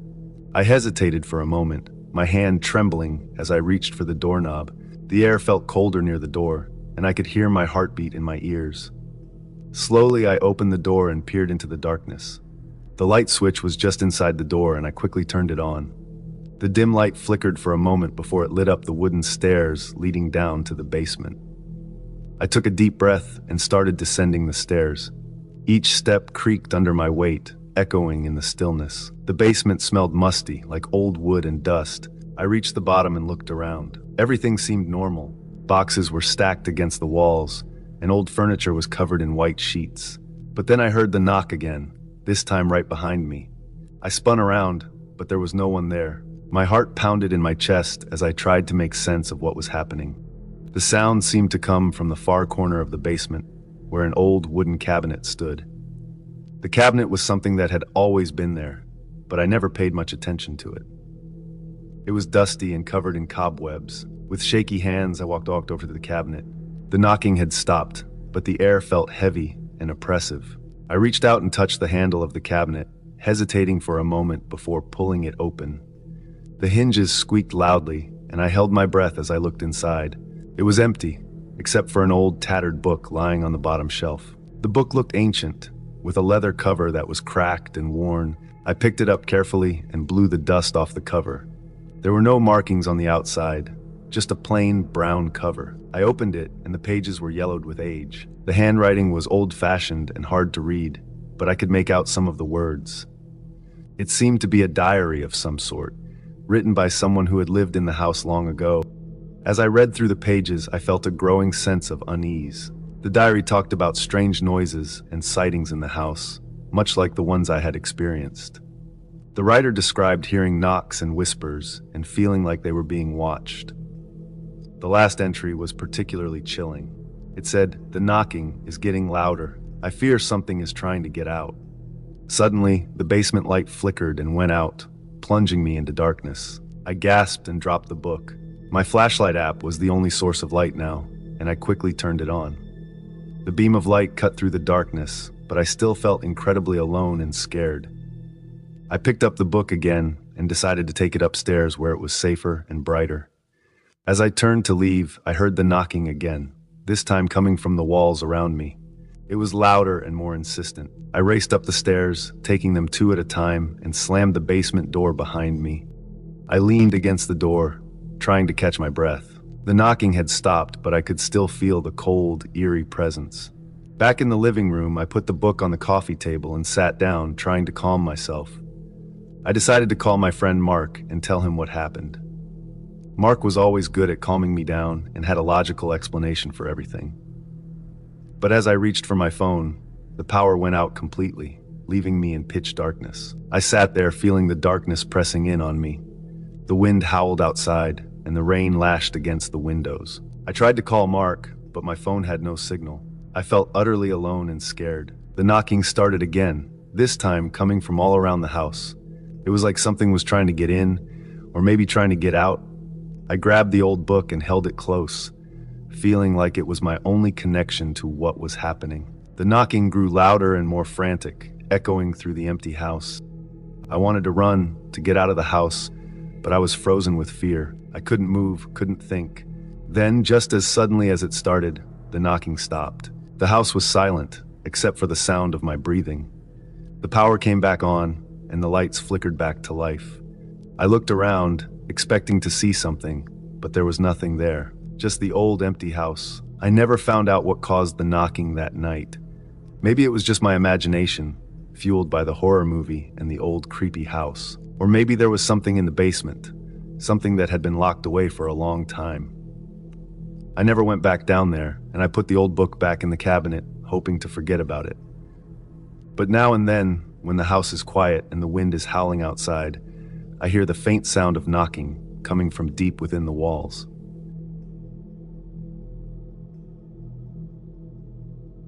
In 2003, I needed a roommate. Living alone in my small apartment was getting too expensive, so I decided to find someone to share the rent. I went on Craigslist and posted an ad. I was hoping to find someone nice and normal. A few days later, I got a response from a guy named John Williams. He seemed nice enough over email, and he needed a place to stay soon. We met up, and he looked normal, just an average guy in his late 20s. I thought this could work out. John moved in quickly. At first, everything seemed fine. We didn't see each other much because of our different schedules. I worked during the day, and he worked at night. We had short chats in the morning or late at night. He was polite and kept to himself. It was a good arrangement, or so I thought. After a few weeks, I started noticing some strange things. John was hardly ever home. Sometimes he would disappear for days without a word. When he did come back, he looked tired and nervous. I thought maybe he had a demanding job or some personal issues. I didn't want to pry, so I let it go. One day, I found my mail in the trash. It was torn up into small pieces. I was confused and a little angry. Why would someone do that? I asked John if he had seen anyone near our mailbox, but he just shrugged and said no. His answer didn't satisfy me, but I had no proof he was involved. A few days later, I noticed John's bedroom door was always locked. This was odd because he never mentioned anything valuable in there. My curiosity grew stronger each day. I couldn't shake off the feeling that something was very wrong. One weekend, John was gone again. I decided to break into his room. I know it wasn't right, but I needed to know what was going on. I used a screwdriver to pick up the lock and finally opened the door. The room looked normal at first, just like any other bedroom. But then I saw a folder on his desk. I opened the folder and my heart skipped a beat. Inside, there were pieces of my torn-up mail, documents with my personal information, and a diary. I started reading the diary, and what I found was terrifying. John had written detailed entries about my daily activities, my friends, and even my family. It felt like he was watching me all the time. One entry stood out. It said, "Brian is getting suspicious. I need to be more careful." That sentence sent chills down my spine. Who was this guy living in my apartment? I decided to Google his name, John Williams. Nothing unusual came up. Then I searched for any clues from his diary. I found a name he had mentioned a few times, Dino Lauren Smith. When I searched that name, the results shocked me. Dino Lauren Smith was a wanted jewel thief with a long criminal record. There was even a picture, and it was John. My hands were shaking as I picked up the phone to call the police. I told them everything I had found. They asked me to come down to the station with the evidence. I packed the folder and rushed there. At the police station, I gave the officers the folder and explained my situation. They checked their records and told me something that both relieved and terrified me. Dino Lauren Smith had been arrested a few days ago. He was already in custody. I felt a wave of relief knowing that he wasn't coming back to the apartment. But the thought of living with a wanted criminal for months haunted me. What if he had hurt me? What if he had stolen my identity? The police assured me that I was safe now, but they advised me to change all my passwords and keep an eye on my credit reports. I followed their advice and took extra precautions. In the days that followed, I couldn't stop thinking about the whole ordeal. I cleaned out John's room and threw away all his belongings. I wanted no trace of him left in my home. I also installed better locks and a security system. It's been years since that happened, but I still get uneasy when I think about it. Finding a roommate on Craigslist seemed like a good idea at the time, but it turned into a nightmare. If something feels wrong, it probably is. I never saw or heard from John, or rather Dino again, but the experience taught me a valuable lesson about trust and safety. Now, Whenever someone asks about my craziest roommate story, I tell them about the time I lived with a wanted jewel thief. It's a story that still gives me chills, even after all these years.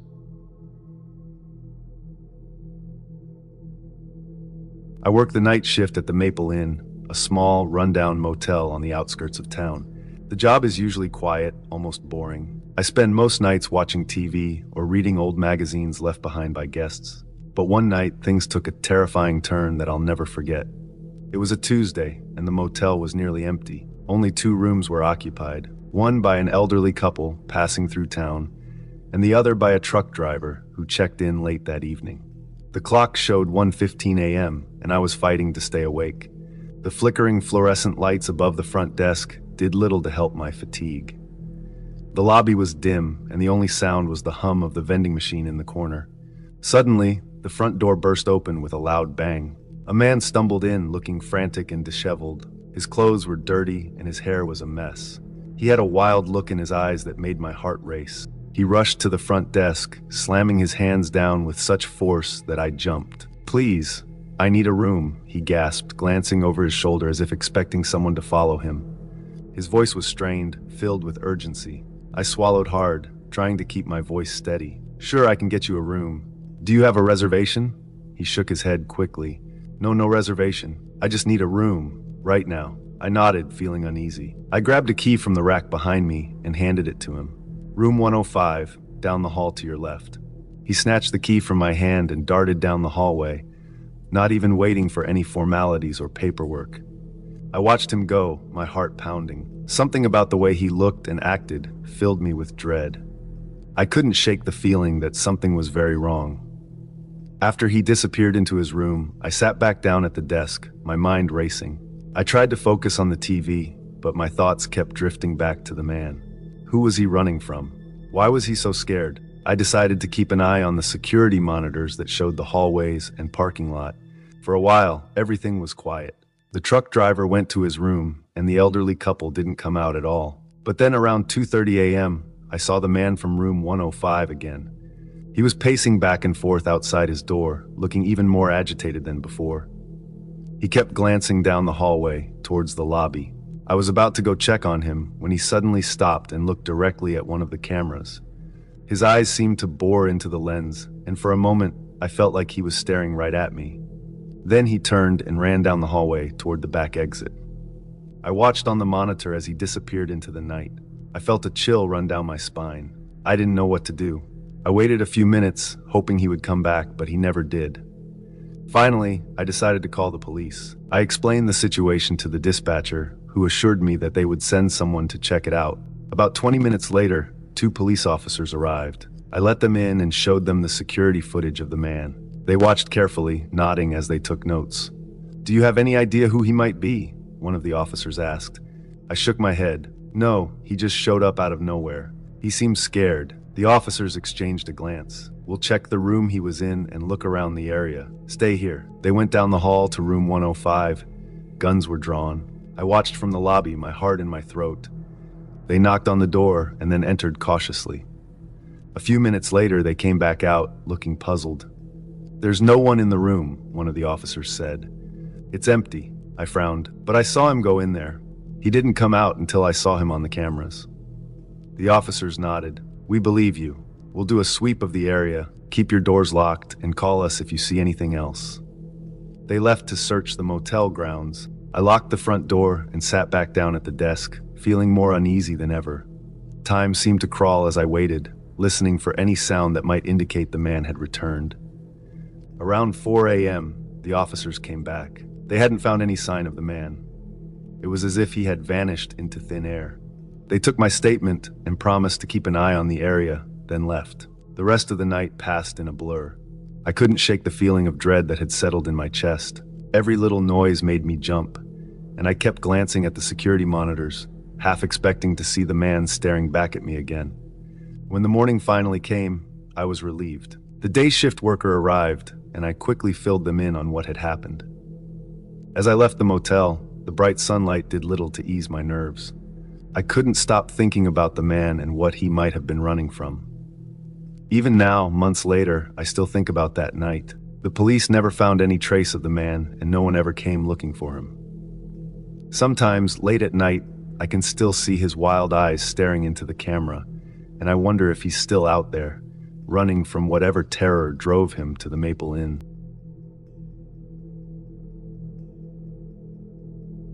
I had been driving for hours on that lonely highway, surrounded by darkness and silence. The only company I had was the soft hum of the engine and the occasional flicker of road signs passing by. It was past midnight, and I was tired, longing for the comfort of my bed at home. The road seemed endless, stretching out into the horizon with no other cars in sight. I began to feel a sense of unease, as if I was being watched by something unseen in the shadows. But I shrugged it off, attributing it to fatigue and the eerie atmosphere of the deserted road. Suddenly, my headlights caught a figure up ahead, a man standing by the side of the road. He was dressed in dark clothing, his face obscured by the shadows cast from the trees lining the highway. I hesitated, wondering why someone would be out here in the middle of nowhere at this hour.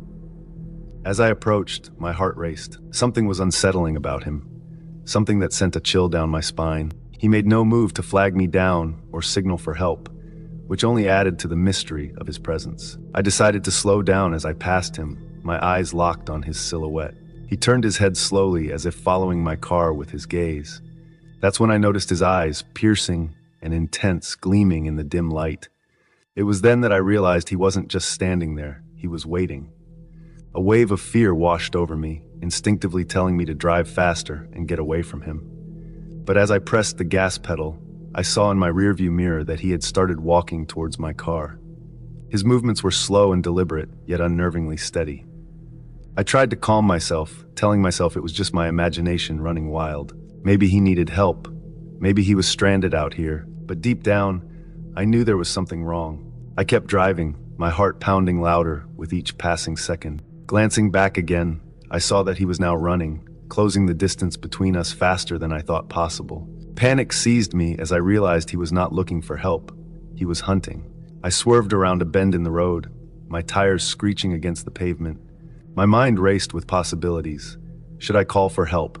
Should I try to lose him on these twisting, unfamiliar roads? But my phone had no signal, and the road ahead seemed to stretch on endlessly into the night. I could feel his presence behind me, like a shadow creeping closer. He was gaining on me, his footsteps echoing in my mind. Desperation took hold as I searched for any sign of civilization, any place to find refuge from this nightmare. Finally, I saw a faint glow in the distance, the lights of a gas station. Relief flooded through me as I turned towards it, praying that someone would be there to help. As I pulled into the empty parking lot, I glanced back one last time. He was gone. Shaking with fear and adrenaline, I stumbled out of my car and into the gas station. The attendant behind the counter looked at me with concern as I tried to explain what had happened. But when we went outside to check, there was no trace of the man I had encountered on the highway. They called the police, who arrived shortly after. I gave them a description of the man, but deep down, I knew they wouldn't find him. He was like a ghost, appearing out of nowhere and disappearing just as quickly. I never found out who he was or what he wanted. But that night on the empty highway, I learned a chilling truth. Sometimes, the darkest terrors are found in the loneliest places.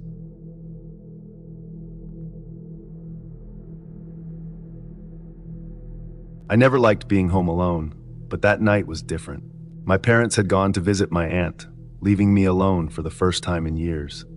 They trusted me, said I was old enough, and that nothing would happen. But as soon as they left, I felt a cold shiver down my spine. The house was quiet, too quiet. I could hear every creak of the floorboards and every rustle of the leaves outside. I tried to keep busy, turning on the TV and watching my favorite show, but I couldn't shake the feeling that something was wrong.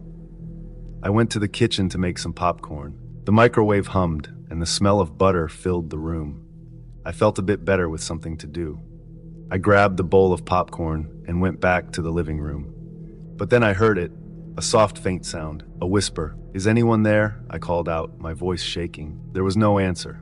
I laughed nervously, telling myself it was just my imagination. I turned the volume up on the TV, hoping to drown out the silence. But the whisper came again, louder this time. "Who's there?" I shouted, standing up. My heart was pounding. I grabbed my phone, ready to call my parents, but then I stopped. they would just tell me I was being silly. I decided to check the house instead. I walked slowly down the hallway, the floorboards creaking under my feet. The house was dark, only the dim light from the TV casting long shadows. I checked each room, turning on the lights as I went. Nothing. Everything was exactly as it should be. But then I reached the end of the hallway. The door to the basement was slightly open. I never went down there. It was always cold and damp, filled with old boxes and forgotten things. I took a deep breath and pushed the door open. The stairs creaked as I descended, the air growing colder with each step. I reached the bottom and turned on the light. The basement was empty, just as I had expected, but the whisper came again, louder, closer. I spun around, looking for the source. There in the corner was an old mirror. It was covered in dust, and the glass cracked in places. I walked over, wiping the dust away with my sleeve. My reflection stared back at me, pale and frightened. But then something moved behind me. I froze, staring at the mirror. A shadow, dark and shapeless, loomed over me. I turned around quickly, but there was nothing there, just the cold, empty basement. I ran back upstairs, slamming the door behind me. I locked it, leaning against it to catch my breath. My heart was racing, my mind filled with fear. I tried to calm down, telling myself it was just my imagination. But I knew better. Something was in the house with me. I went back to the living room, grabbing my phone. I needed to call someone, anyone. But when I looked at my phone, there was no signal. The bars were gone, the screen flickering. I tried to dial, but it wouldn't connect. The whisper came again, louder than before. It was right behind me. I turned around slowly, and there it was. A shadow, dark and menacing, standing in the doorway. I couldn't move, couldn't breathe.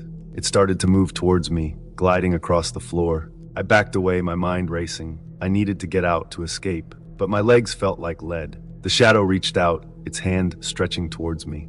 I could feel the cold, icy grip around my arm. I screamed, pulling away with all my strength. I ran to the front door, fumbling with the lock. My hands were shaking, and my heart was pounding in my chest. I finally got it open and stumbled outside. The cool night air hit me, but I didn't stop. I ran down the street, not looking back. I reached my neighbor's house, banging on the door. They opened it, their faces filled with concern. I tried to explain, but the words wouldn't come out. They let me in, calling my parents and the police. When the police arrived, they searched the house but found nothing. No shadow, no sign of anyone else. They told me it was just my imagination, that I had scared myself. But I knew the truth. Something was in that house, something dark and evil. My parents came home, comforting me and telling me everything was okay. But I knew better. I never stayed home alone again. The memory of that night haunted me, the whispering shadow always lurking in the back of my mind. To this day, I can't explain what happened. Was it a ghost? A figment of my imagination? I don't know. But I do know one thing. I was not alone that night, and I never will be again.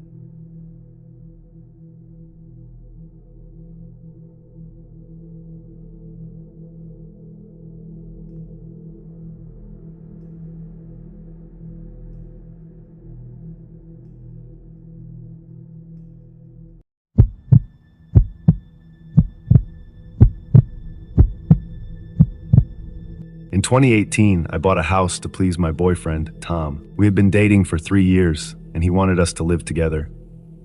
He found a home in a quiet neighborhood, a bit old but charming. I wasn't too sure about it, but Tom loved it. So we moved in. The house was 2 stories with a big garden. It had creaky wooden floors and old wallpaper. Tom said it had character. I tried to see it his way, but something about the house made me uneasy. The first night, as we unpacked, I heard a faint whispering sound. I brushed it off, thinking it was just the wind. Tom worked late most nights, leaving me alone in the house. Strange things started happening. At first, it was little things. I would leave a room, come back, and things would be moved. A book I had left on the coffee table would be on the floor, or a door I knew I had closed would be open. I told Tom, but he laughed it off, saying I was imagining things. One evening, I was reading in the living room when I heard a soft scratching sound. It was coming from the walls. I tried to ignore it, but it grew louder. I followed the sound to the dining room. On the wall, in faint, almost invisible writing, were the words, "Get out." My heart raced. I took a deep breath and wiped the wall with a cloth. The writing disappeared, but I felt a cold shiver down my spine. I tried to talk to Tom about it again, but he was dismissive. He said the house was old, and old houses made noises. I wanted to believe him, But the feeling of unease grew stronger every day. One night, Tom and I had a big fight. He stormed out saying he needed space. That night, alone in the house, the whispers grew louder. I could hear them clearly, voices talking in hushed tones. I couldn't make out what they were saying, but they sounded angry. I tried to sleep, but was woken by a loud bang. I jumped out of bed and ran downstairs. The front door was wide open. I knew I had locked it. I closed the door and checked all the windows. Everything was locked. I went back to bed, but sleep didn't come. The next day, I found more writing on the walls. This time it said, "Leave now." The letters were larger and more aggressive. I scrubbed the wall clean, my hands shaking. I decided to call Tom and tell him we needed to leave the house. But he didn't answer his phone. Days turned into weeks, and Tom never came back. I was alone in the house. The eerie phenomena continued. Objects moved on their own, cold spots appeared in random places, and the whispering never stopped. One night I heard footsteps upstairs. My heart pounded in my chest. I grabbed a flashlight and slowly walked up the stairs. The air grew colder with each step. When I reached the top, the footsteps stopped. I stood in the hallway, my flashlight beam cutting through the darkness. Suddenly, the light flickered, and I felt a cold hand touch my shoulder. I screamed and ran downstairs, my heart racing. I locked myself in the bedroom and called a friend. I told her everything, my voice shaking. She came over and stayed with me that night. We didn't sleep. The next morning, I decided I couldn't stay in the house any longer. I packed my things and left. As I drove away, I felt a sense of relief. The heavy feeling in my chest lifted, and the cold shiver left me. I moved in with a friend temporarily, and life slowly returned to normal. A few weeks later, I went back to the house to collect the last of my things. As I walked through the empty rooms, the memories of the eerie phenomena came flooding back. I hurried to pack the remaining items. Just as I was about to leave, I noticed something on the wall in the living room. The faint writing had returned. It said goodbye. I left the house and never looked back. I felt a strange mix of fear and relief. The unsettling presence was behind me, and I could finally breathe again. I learned to trust my instincts and never ignored the feeling of unease again. The house had its own story, and I was glad to leave it behind. Leaving the house was the best decision I ever made. The relief I felt was overwhelming, and I knew I had escaped something truly terrifying. Before we get into the next story, if you come for the first time, please make sure to subscribe to our channel and press the bell icon for upcoming scary stories. We need your support. Please share these stories with your friends and family. Thanks.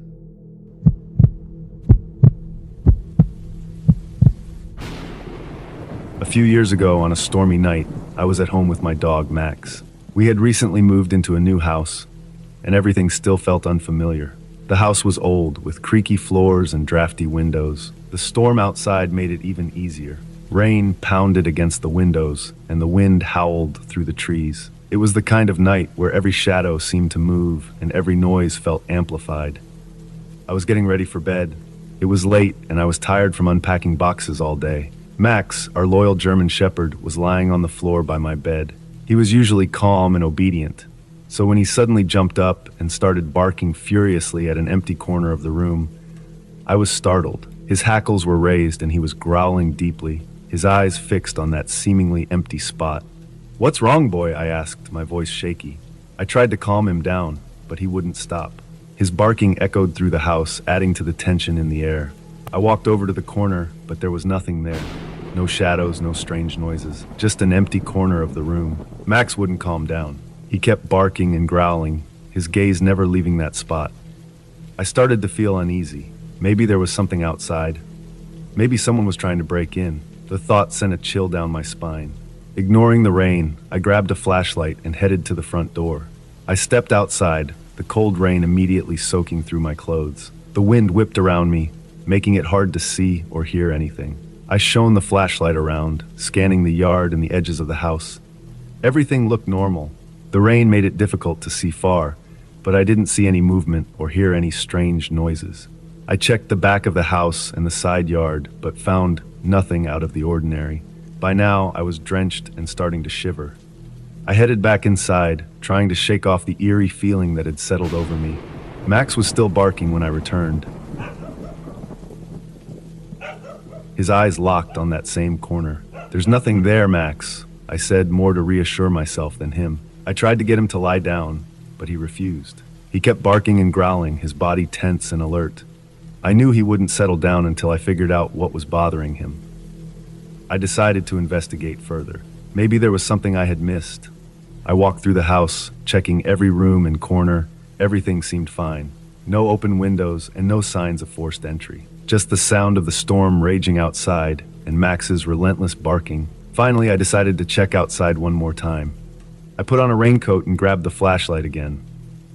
I stepped out onto the deck, the rain still pouring down. I shone the light around, looking for anything out of place. That's when I saw him. Huddled by the edge of the deck, barely visible in the rain, was a man. He was sitting on the ground, his arms wrapped around his knees, shivering uncontrollably. He looked disoriented and scared. I approached him cautiously. "Are you okay?" I called out, trying to make myself heard over the storm. The man didn't respond. He just looked up at me with wide, frightened eyes. I moved closer, keeping the flashlight trained on him. As I got closer, I realized who he was. He was our neighbor, Mr. Daniel. I had seen him a few times since we moved in. He was an elderly man who lived alone a few houses down. I knew he had some health issues and sometimes got confused. "Mr. Daniel, are you okay?" I asked again, louder this time. He still didn't respond, just kept shivering and looking around as if he didn't know where he was. I knew I had to get him inside and out of the rain. I helped him to his feet, wrapping my arm around him to support him. He was cold and weak, barely able to stand. I led him back to the house. Once we were inside, I sat him down in the living room and grabbed some blankets to wrap around him. Max had stopped barking as soon as we came inside. He sat by Mr. Daniel's side, wagging his tail and looking concerned. It was clear that Max had sensed something was wrong and had been trying to alert me. I made some hot tea and sat down with Mr. Daniel, trying to warm him up and get him to talk. Slowly, he started to come around. He told me that he had gone for a walk earlier in the evening and had gotten disoriented in the storm. He couldn't find his way home and had ended up at our house by accident. I called his family to let them know he was safe and stayed with him until they arrived. They were incredibly grateful and thanked me profusely for finding him and taking care of him. They told me that Mr. Daniel often went for walks and sometimes got lost, but they had never been as worried as they were tonight because of the storm. After they left, I sat down with Max and petted him, feeling a wave of gratitude for my loyal dog. If it weren't for his barking, I might never have found Mr. Daniel. He could have spent the entire night outside in the storm, and who knows what could have happened to him. That night, as I finally went to bed, I felt a sense of peace. Our new house still felt strange and unfamiliar, but I knew that with Max by my side, I would always be safe. And I realized that sometimes, even the scariest nights can have a silver lining.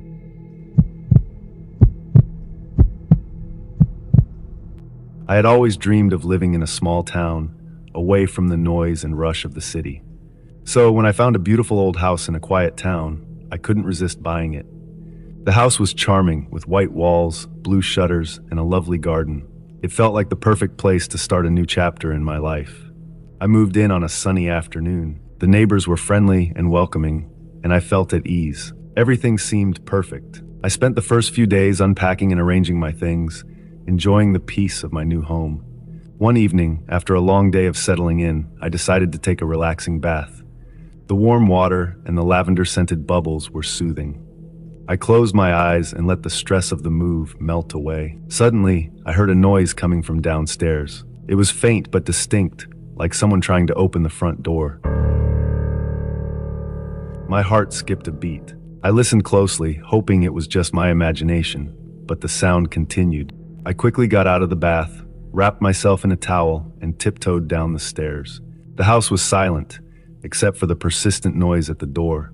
I peeked through the window beside the door and saw a man fiddling with the lock. He was tall and wore a dark coat and a hat that cast a shadow over his face. Fear gripped me. Who was this man, and why was he trying to get into my house? I grabbed my phone and dialed 911, my hands trembling. "A man is trying to break into my house," I whispered to the operator, giving her my address. She assured me that the police were on their way and told me to stay on the line. I watched the man from my hiding spot, my heart pounding in my chest. He continued to mess with the lock, his movements slow and deliberate. I wondered if he knew I was inside. The operator kept talking to me, her voice a comforting presence in the terrifying moment. After what felt like an eternity, I heard the sound of sirens approaching. The man looked up, startled, and quickly fled down the street. I watched as the police car pulled up to my house and 2 officers got out. I ran to the door and opened it, relief washing over me. The officers were kind and professional. They took my statement and assured me that they would do everything they could to find the man. They told me to keep my doors and windows locked and to call them if I saw anything suspicious. I thanked them and watched as they drove away, the sound of the sirens fading into the night. The next few days were tense. I couldn't shake the feeling of unease that had settled over me. Every creak of the house, every rustle of the wind made me jump. I installed new locks on all the doors and windows and even got a security system. I wanted to feel safe again in my own home. One evening, as I was sitting in the living room, trying to read a book, I heard a noise outside. My heart raced as I peeked through the curtains. To my horror, I saw the same man standing in the garden, staring at the house. I immediately called the police again, my voice shaking. This time, the police arrived quickly and caught the man before he could run away. They handcuffed him and put him in the back of the police car. I watched from the window, my hands shaking with fear and relief. The officers came to the door and told me that they had arrested the man. I asked them who he was and why he was trying to get into my house. They looked at each other, then at me, their expressions serious. "We're not sure what his intentions were," one of the officers said.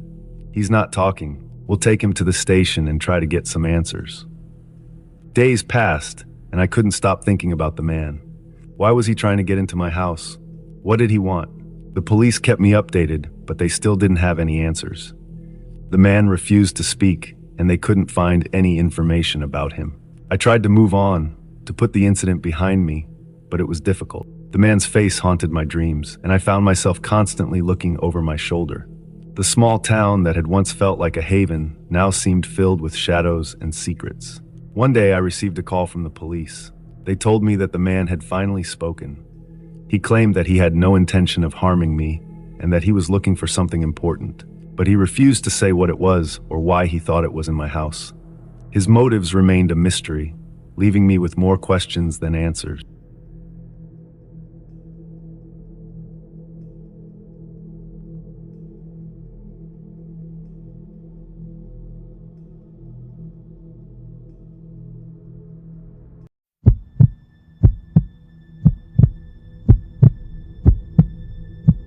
I've always hated being home alone. My name is Stefan, and I'm 12 years old. My little sister Sam is 10. Last Tuesday, we had to stay home because we were both sick. Mom had to go to work, and our stepdad Steve promised to check on us later. It was a rainy, cold day that makes you feel worse if you're already sick. Sam and I were lying on the couch in the living room. We were wrapped in blankets, watching cartoons. Our dog Max lay at our feet, snoring softly. The house was quiet except for the TV. Mom had left us some soup and crackers in the kitchen. She always ensures we're okay, even when she's not here. Around noon, I started to feel uneasy. It wasn't just because I was sick. There was this strange feeling like someone was watching us. I shook it off, thinking I was just being paranoid. But then I heard it, the sound of the front door opening. I turned to Sam, who was looking at me with wide eyes. "Did you hear that?" she whispered. We both knew it couldn't be Steve.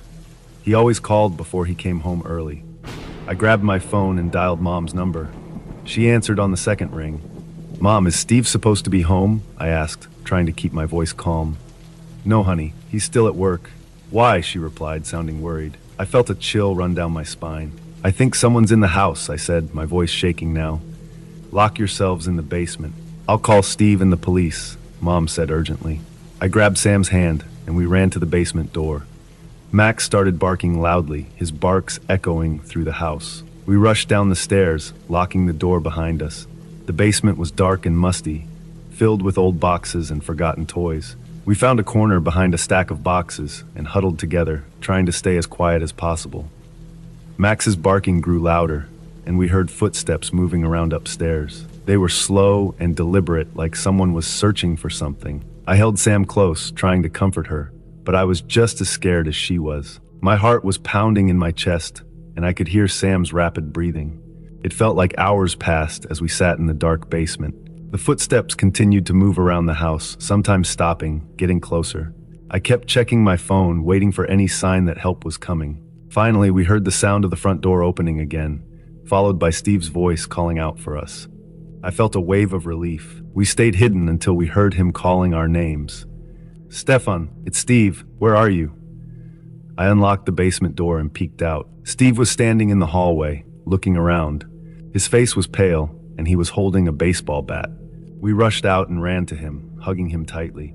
"It's okay, kids. The police are on their way," he said, trying to reassure us. "Stay behind me."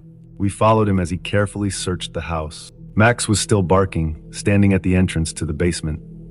Steve slowly opened the door and called out, "Is anyone down there?" There was no response. He started to go down the stairs, and we followed at a safe distance. The basement was just as we had left it, dark and cluttered. Steve moved slowly, checking behind boxes and old furniture. Suddenly, Max started growling, his fur standing on end. Steve pointed the bat towards the back corner of the basement. There, crouched behind a pile of boxes, was a man. He was thin, with dirty clothes and wild eyes. He looked terrified, but so were we. "Stay where you are. The police are coming!" Steve shouted, his voice firm. The man didn't move. He just stared at us, his eyes wide and desperate. We backed away, and within minutes, we heard the sound of police sirens outside. Officers stormed into the house and quickly took the man into custody. He didn't resist, just let them handcuff him and lead him away. The police searched the basement thoroughly and found nothing else. They questioned us about what had happened, and we told them everything. Steve stayed with us the whole time, making sure we were safe. After the police left, Mom came home and she hugged us both tightly. "You did the right thing, calling me and hiding," she said, tears in her eyes. We never found out what the man wanted or why he was in our house. The police said he was probably a drifter, someone looking for a place to hide or maybe steal something. But the not knowing made it even scarier. Before we get into the next story, if you come for the first time, please make sure to subscribe to our channel and press the bell icon for upcoming scary stories. We need your support. Please share these stories with your friends and family. Thanks.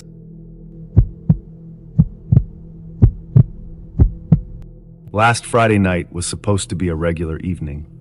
My parents had a dinner party to go to, so they hired a babysitter to watch over me.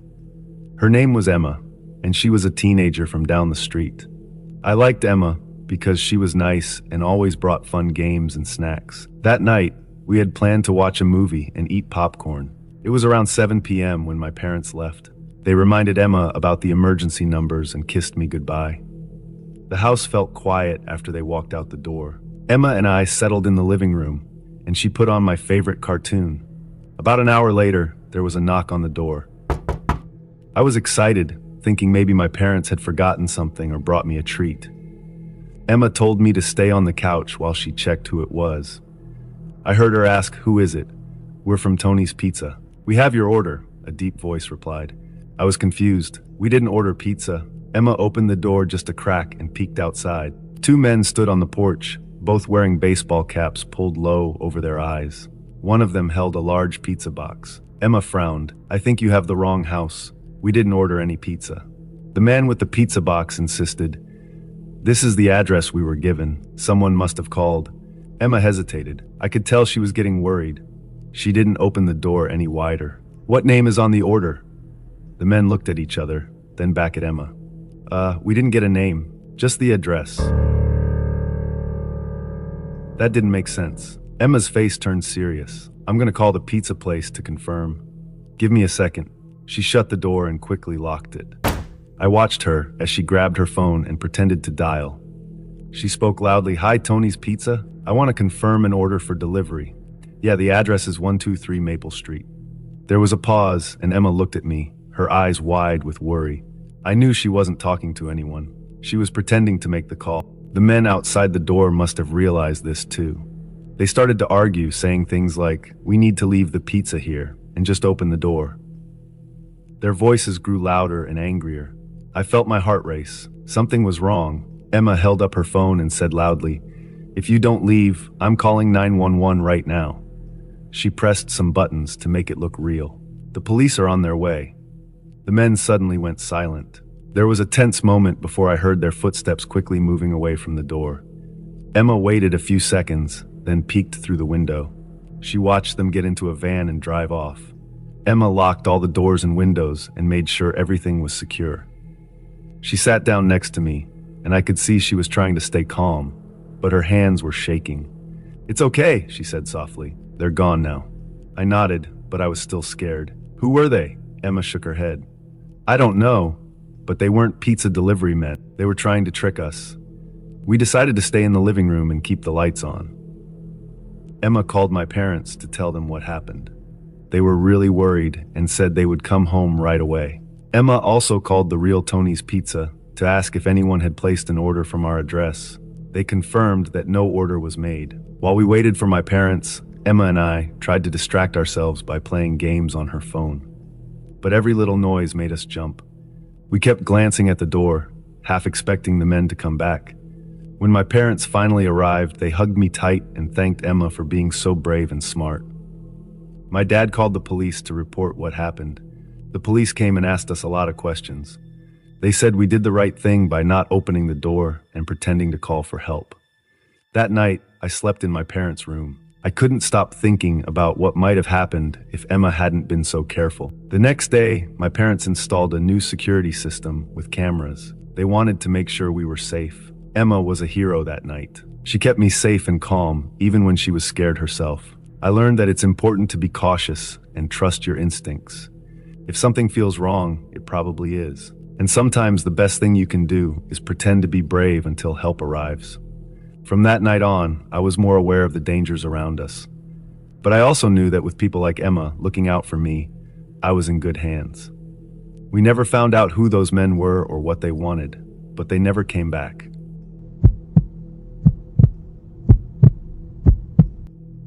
Living in a downtown loft next to bars can be exciting, but it also has its scary moments. On most nights, I would hear loud music and people laughing or arguing as they left the bars. Sometimes I worried that drunk strangers might stumble into my home by mistake. My loft was on the ground floor, and though the building was secure, the constant noise made me nervous. One Friday night, I was alone at home. It was a typical evening with the usual loud noises coming from the street. I had a long day and felt exhausted, so I decided to go to bed early. I climbed into my warm bed, hoping for a good night's sleep. But around midnight, I woke up to something unusual. I heard eerie voices and faint violin music coming from my living room. My heart started to race. I lay still in bed, trying to convince myself it was just a dream or maybe some noise from outside. But the sounds continued, growing louder and more disturbing. I could hear whispers as if people were having a conversation in a language I couldn't understand. The violin played a haunting tune that sent chills down my spine. Terrified, I decided to hide. I slid out of bed as quietly as I could and crept into my closet. I closed the door behind me and sat in the dark, my heart pounding in my chest. I held my breath, straining to hear any clues that might tell me what was happening. The voices and music echoed through the loft, making it sound like there were intruders inside. After what felt like an eternity, the noises stopped abruptly. The sudden silence was almost as frightening as the sounds themselves. I waited for a few more minutes, unsure if it was safe to come out. Finally, I gathered my courage and slowly opened the closet door. I tiptoed toward the living room, my hands shaking. When I reached the living room, it was empty. There was no sign of anyone being there. I checked the front door, and it was still locked. I was puzzled and scared. What could have caused those noises? As I stood in the middle of the living room, trying to make sense of it all, I heard a faint clicking sound coming from my sound system. I walked over to it and noticed the light was on. That was strange because I hadn't used it that evening. I turned it off and back on, hoping it was just a glitch. Then I heard a knock on my door. My heart skipped a beat. Who could be visiting at this hour? I cautiously approached the door and looked through the peephole. To my surprise, it was my neighbor from the loft next door, a man named Mark. He looked concerned and a bit embarrassed. I opened the door slightly, still wary. "Hey Mark, is everything okay?" I asked. "Hey, I'm so sorry to bother you," Mark said, scratching the back of his head. "I think I might have accidentally connected to your sound system." I stared at him in confusion. "What do you mean?" Mark explained. "I'm editing a horror film for a project. I have this new wireless speaker system, and it seems like it picked up your speakers instead of mine. I've been playing around with some sound effects and music for hours, and I didn't realize it was going through your speakers. Relief flooded over me as I realized there were no intruders, just a technical mistake. I couldn't help but laugh, though my hands were still shaking. That explains a lot, I said. I thought I was going crazy or that someone had broken in. Mark apologized again and promised to fix his system so it wouldn't happen again. We chatted for a few minutes, and he shared some stories about his film project. He was working on a scene that involved eerie voices and haunting violin music, which explained the terrifying sounds I heard. After Mark left, I made myself a cup of tea to calm my nerves. I couldn't believe how scared I had been, hiding in my closet over a simple mix-up. As I sipped my tea, I looked around my cozy loft and felt a sense of gratitude. Living downtown had its challenges, but it also brought unexpected moments of connection and understanding with my neighbors.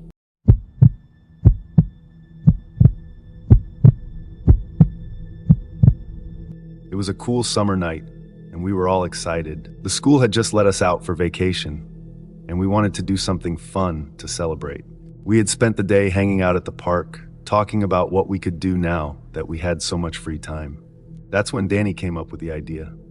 "Why don't we sneak into the carnival tonight?" he said with a mischievous grin. The carnival had been in town for a week, and we'd all been there during the day. It was filled with bright lights, loud music, and the smell of popcorn and cotton candy. But Danny wanted to see it after hours when it was empty and quiet. At first I wasn't sure. It seemed risky, and I wasn't sure if it was worth the trouble. But the more we talked about it, the more it sounded like an adventure. The idea of having the whole place to ourselves without the crowds was too tempting to resist. So, we made a plan to meet up later that night. Around midnight, we gathered at the edge of the carnival grounds. There was Danny, of course, leading the way, along with Nicole, Farnes, and me. The carnival was closed and the gates were locked, but Danny had found a spot in the fence where we could slip through. My heart was pounding as we crawled through the gap, one by one. The place looked different in the dark. The rides were still, and there was no sound except for the distant hum of the city. "Come on, this is awesome!" Danny whispered excitedly as we made our way through the deserted carnival. We walked past the Ferris wheel, which loomed over us like a giant shadow, and the fun house, its twisted mirrors reflecting the faint light from the moon. We laughed quietly as we wandered through the grounds, feeling like we were in on some big secret. After a while, we reached the center of the carnival, where the game booths were lined up in a row. Danny picked up a stray dart and pretended to play one of the balloon-popping games. Nicole and Farnes were goofing around near the ring toss. Everything felt strange, like we were the only people left in the world. That's when I noticed him. At first, I thought I was imagining things, but as we moved from one booth to the next, I kept seeing him out of the corner of my eye. A man standing just far enough away that I couldn't make out his face. He was tall, with his head slightly bowed, and his face hidden in shadow. He didn't move or say anything. He just watched us. "Hey, do you guys see that?" I asked quietly, trying not to sound scared. Danny looked where I was pointing, but the man was gone. "See what?" he asked, frowning. I shook my head, thinking maybe I had imagined it. But then I saw him again, this time a little closer. He was standing by the entrance to the haunted house, just watching. "There! Over by the haunted house," I said, my voice trembling. The others turned to look, but once again he was gone. "You're freaking yourself out," Danny said with a nervous laugh, but now even he seemed uneasy. We all were. The carnival didn't feel fun anymore. It felt wrong, like we weren't supposed to be there. We decided it was time to leave. As we made our way back toward the spot where we had snuck in, I kept looking over my shoulder, and every time I did, I saw him. The man was always just far enough away to stay in the shadows. But this time I noticed something that made my blood run cold. He was holding something in his hand, a large, sharp knife that glinted in the moonlight. "Guys, we need to get out of here." Now, I said, trying to stay calm, but panic was setting in. We all started walking faster, almost running, but every path we took seemed to lead us back to the same spot. No matter which way we turned, we ended up near the center of the carnival, with that man always somewhere nearby, watching us. The exits were blocked, or maybe we were just too scared to find our way. It was like the carnival had turned into a maze, and we were trapped inside. My heart was pounding so hard I could barely think. All I knew was that we had to get away from that man. But he was always there, waiting, watching, his intentions growing more sinister with every step we took. We stumbled through the dark, our fear growing with each passing moment. The laughter and excitement from earlier were long gone, replaced by a desperate need to escape. I could see the fear in everyone's eyes, and I knew they saw it in mine too. We were in serious trouble, and we all knew it. Finally, after what felt like hours, we spotted the main gate. It was closed but not locked. We ran toward it, not caring about anything else, just wanting to get out of that nightmare. We pushed the gate open and ran as fast as we could, not stopping until we were far from the carnival grounds. We didn't stop until we were back in our neighborhood, panting and out of breath. We quickly called the police, trying to explain what had happened, but when the police arrived at the carnival, they found nothing. No sign of the man, no knife, nothing out of the ordinary. It was as if he had never been there at all. But I knew what I saw. We all did. The memory of that man's shadowy figure and the glint of the knife would haunt me for a long time. We had gone looking for a thrill, but what we found was something far more terrifying. And I knew I would never go back to that carnival again, no matter how bright the lights or how sweet the smell of cotton candy. Before we get into the next story, if you come for the first time, please make sure to subscribe to our channel and press the bell icon for upcoming scary stories. We need your support. Please share these stories with your friends and family. Thanks.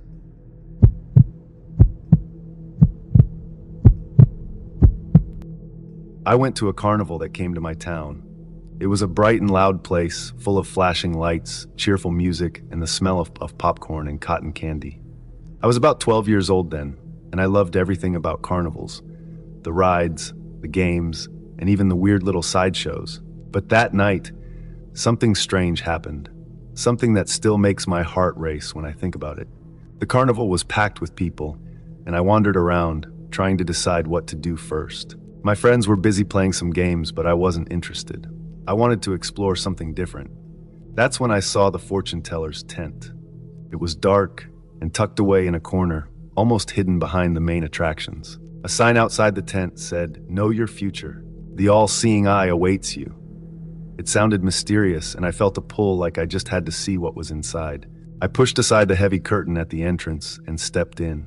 The tent was dimly lit by a single lamp, casting long shadows on the walls. The air was thick with the scent of incense, making it hard to breathe. At a small round table sat an older man with gray hair and a long beard. His eyes were sharp, almost like they could see right through me.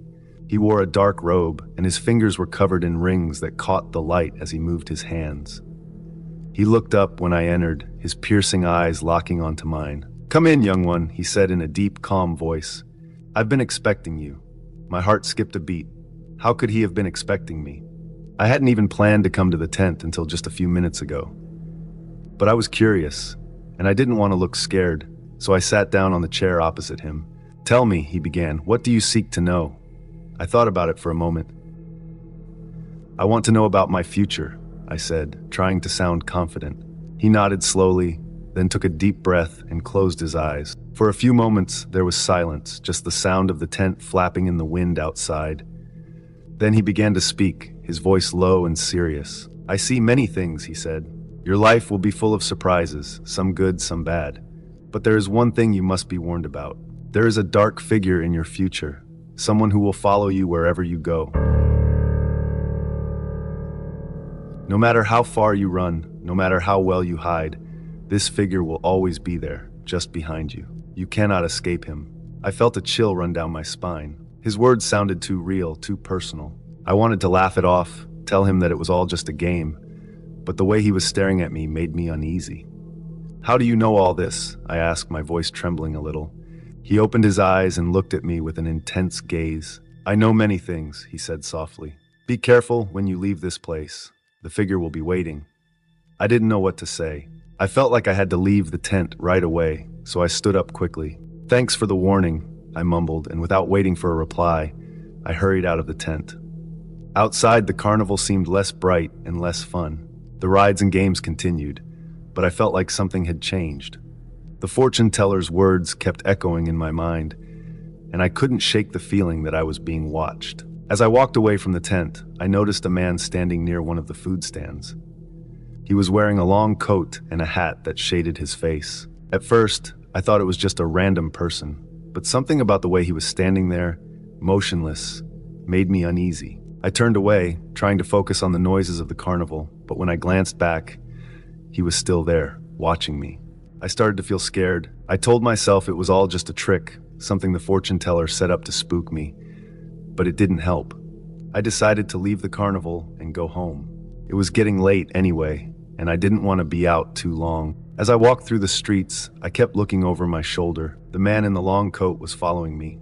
He wasn't too close, but he wasn't far away either, always just out of reach. I tried to walk faster, hoping he would disappear, but he stayed with me, matching my pace. My heart pounded in my chest.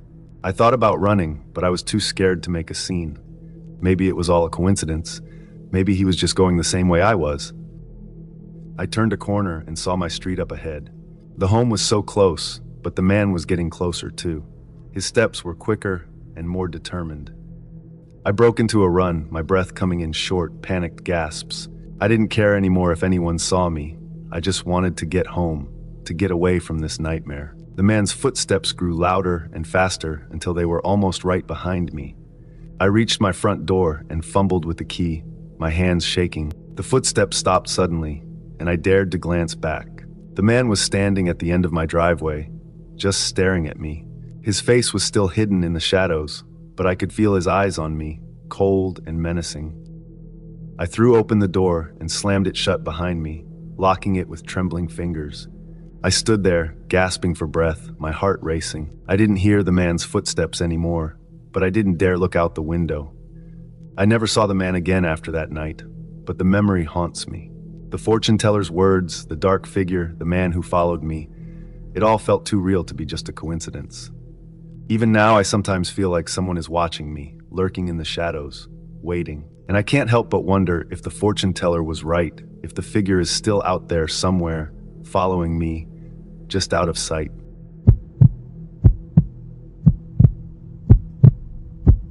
When I was young, my friends and I were really into urban exploring. We'd heard stories about people sneaking into abandoned buildings, and it always seemed like a thrilling way to spend a night. One place in particular kept coming up in our conversations, an old, abandoned carnival on the outskirts of town. It had been shut down decades ago after a series of tragic accidents, and it was said that the place was haunted. Of course, we didn't believe in ghosts, but the idea of sneaking into an old carnival sounded like fun. So one warm summer night, we decided to check it out. There were 5 of us, me, Alex, Sam, Rachel, and Mike. We met up just after sunset and drove out to the edge of town. The carnival was easy to find, even though it had been closed for years. The old Ferris wheel loomed over the treetops, and you could just make out the tops of other rides peeking through the branches. When we got there, we found that the main entrance was blocked off by a tall, rusty fence, but someone had cut a hole in the wire near the back. We squeezed through and found ourselves standing in what used to be the main walkway of the carnival. The place was a wreck. Rides were rusted and broken, booths were falling apart, and the whole area was overgrown with weeds. The air was thick with the smell of mildew and something else, something that made the hairs on the back of my neck stand up. It was so quiet that every little sound seemed amplified. The crunch of gravel underfoot, the creaking of rusted metal in the breeze. "Let's split up," Alex suggested, clearly excited about the adventure. I wasn't thrilled with the idea, but everyone else seemed fine with it. We agreed to meet back at the Ferris wheel in an hour. I headed off towards what used to be a funhouse. The paint on the outside was faded and peeling, and one of the doors hung off its hinges. I stepped inside and my flashlight flickered as I moved through the dark, narrow hallway. The place was empty, just a bunch of broken mirrors and rotting wood, but there was something about it that felt off. The air was thick, and it felt like the walls were closing in on me. Then I heard it, faint music like the kind you'd hear at a carnival. It was distant but unmistakable. My heart started pounding, and I tried to tell myself it was just my imagination. But the music grew louder, and I realized it was coming from somewhere inside the funhouse. I turned to leave, but the hallway behind me seemed longer than before, like it was stretching out into the darkness. I took a deep breath and forced myself to walk back the way I came. The music kept playing, getting louder and louder until it was almost deafening. I started to panic, picking up my pace until I was practically running. When I finally burst out of the funhouse and into the open air, the music stopped.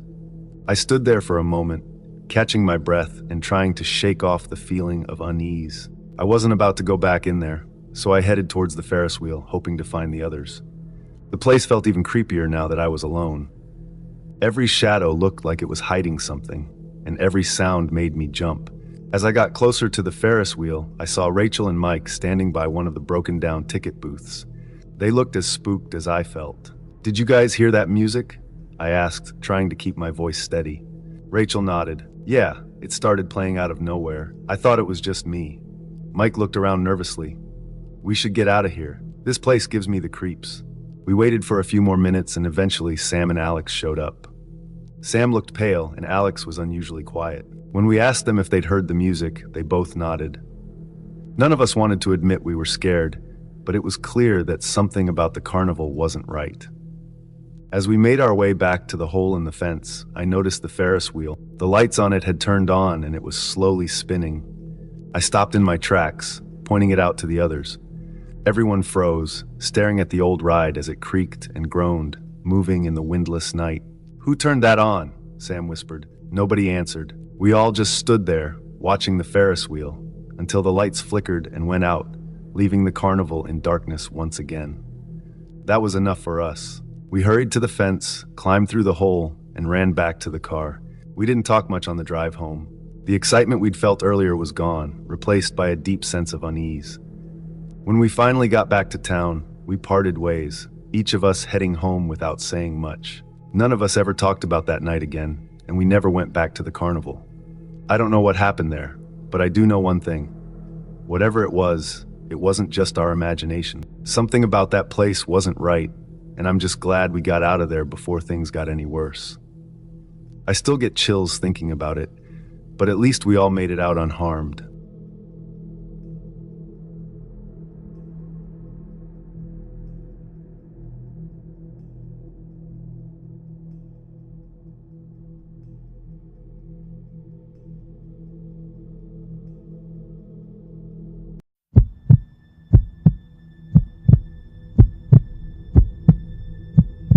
For 2 years, I delivered pizza to a man named Mr. Johnson and his happy family. They lived in a big old house at the end of Maple Street. Every Friday night, Mr. Johnson would call and order the same thing, a large pepperoni pizza with extra cheese and a side of garlic bread. His kids, Tim and Lisa, always greeted me with big smiles when I arrived. Mrs. Johnson would sometimes wave from the kitchen window. One day things changed. Mrs. Johnson wasn't there to wave. I didn't think much of it at first. People get busy, and maybe she was out or had something else to do. But the next week, she was still gone.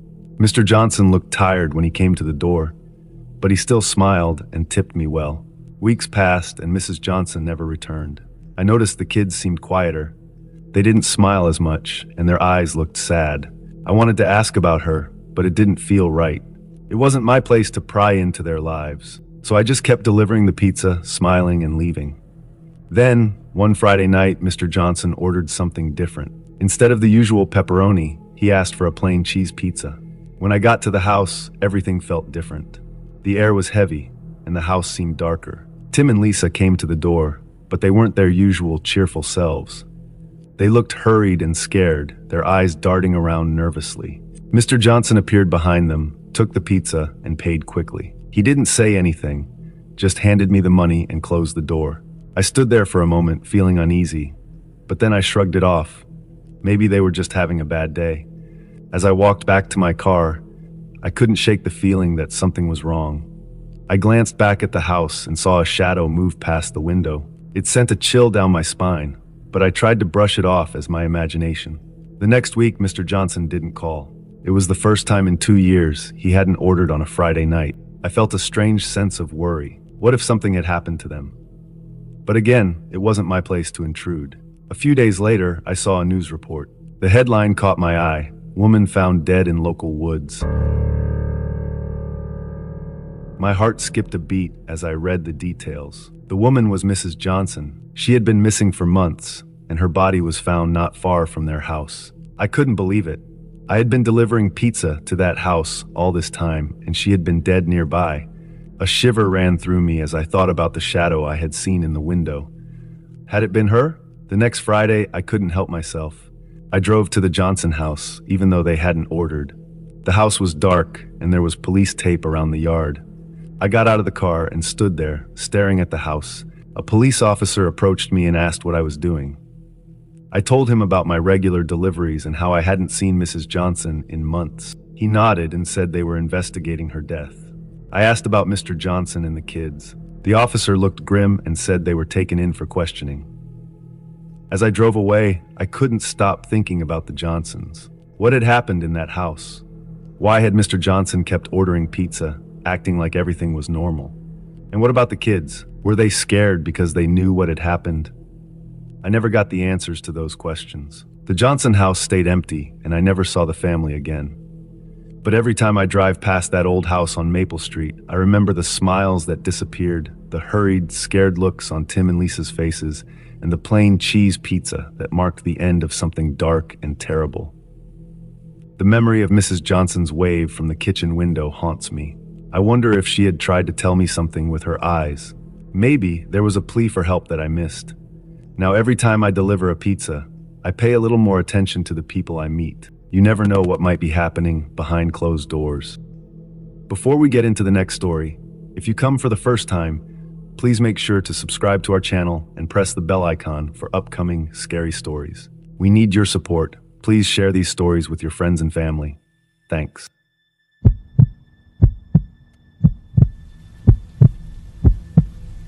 It was a dark and stormy night. My name is Jake, and I work as a pizza delivery guy. That night, I had one last delivery before I could go home. The order came from a place called Ravenwood. I had never heard of it before, but I punched it into my GPS and headed out. As I drove, the rain pounded on my car, and the wipers struggled to keep the windshield clear. The road to Ravenwood was narrow and winding, surrounded by thick, dark trees. I felt a chill run down my spine, but I told myself it was just the weather. After what felt like hours, I finally reached Ravenwood. It was a small, old neighborhood with only a few houses. The streetlights flickered, casting eerie shadows on the ground.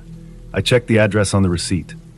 13 Ravenwood Lane. The house stood at the end of the street, almost hidden by overgrown trees and bushes.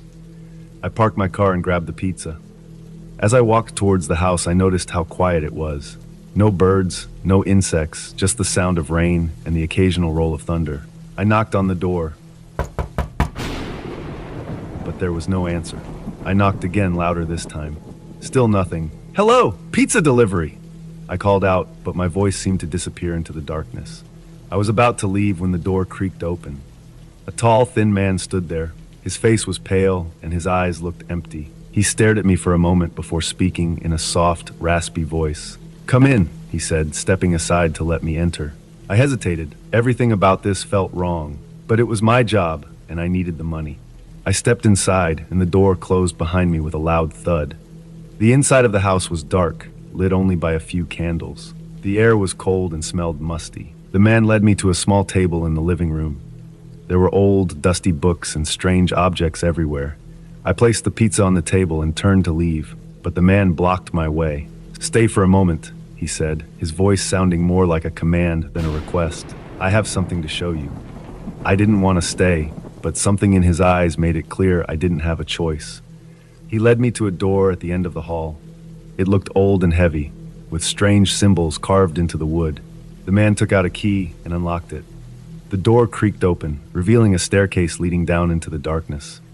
"After you," the man said, gesturing for me to go first. My heart pounded in my chest. Every instinct told me to run, but my legs felt like they were made of lead.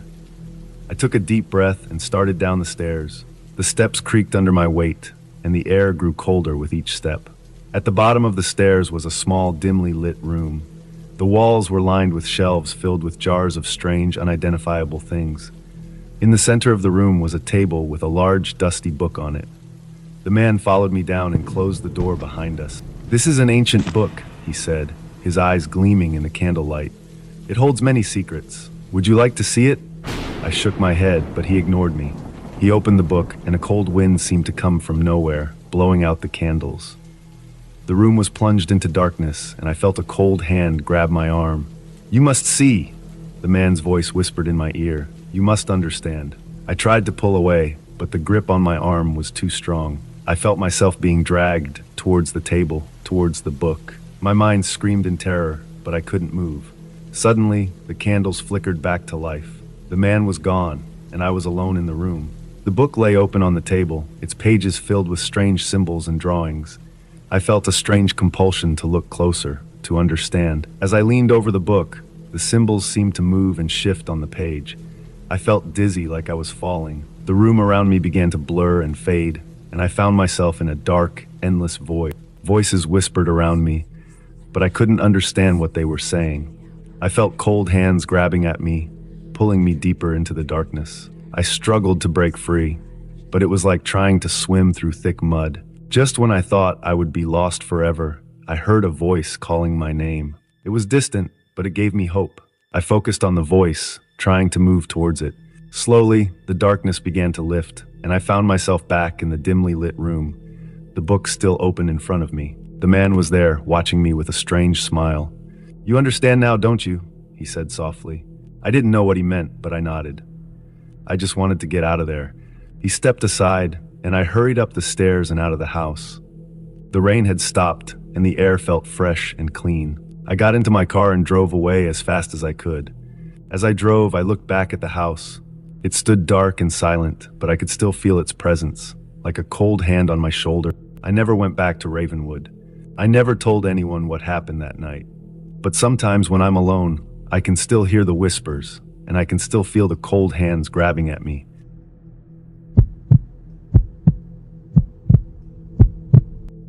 During my pizza delivery days, I worked in a tough neighborhood.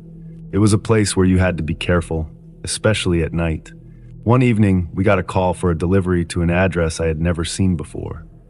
It seemed odd, but I didn't think much of it at first. People ordered pizza all the time, but this one felt different. Something about it made me uneasy. The address was on a street known for trouble. I told my coworker Mike about the order. Mike was a big guy, always ready to help. He looked at me with concern and said, "Let's take some metal pipes with us, just in case." We grabbed 2 metal pipes from the storage room. They were heavy and cold, but they made us feel a bit safer. We headed out to the car, loaded the pizza, and drove to the address. The streets were dark, and the streetlights flickered as if they were about to go out. As we drove closer, the neighborhood seemed quieter than usual. Too quiet, it felt like the calm before a storm. We parked the car and looked at the houses. Most of them were old and worn down. The address we had didn't seem to exist. We checked the numbers on the houses, but the address wasn't there. It was a fake. We decided to knock on a few doors to see if anyone had ordered a pizza. The first house we went to had a broken front door and windows covered with old newspapers. We knocked, but no one answered. We tried the next house. An old man opened the door and looked at us with suspicion. "We didn't order any pizza," he said before slamming the door shut. Mike and I felt more nervous with each passing minute. We knocked on a third door, and a middle-aged woman answered. She looked confused when we asked about the pizza. "No one here ordered anything," she said. We stood on the dark street, unsure of what to do next. Mike suggested we leave, and I agreed. As we turned to go back to the car, we heard footsteps behind us. We spun around, gripping our metal pipes tightly, but no one was there. The sound of footsteps echoed again, this time from the opposite direction. "Let's get out of here," Mike said, his voice shaking slightly. We hurried to the car, got in, and locked the doors. As we drove away, I couldn't shake the feeling that we were being watched. I kept checking the rearview mirror, but the streets were empty. We returned to the pizzeria and told our boss about the strange order. He looked concerned and said he would make a note of it.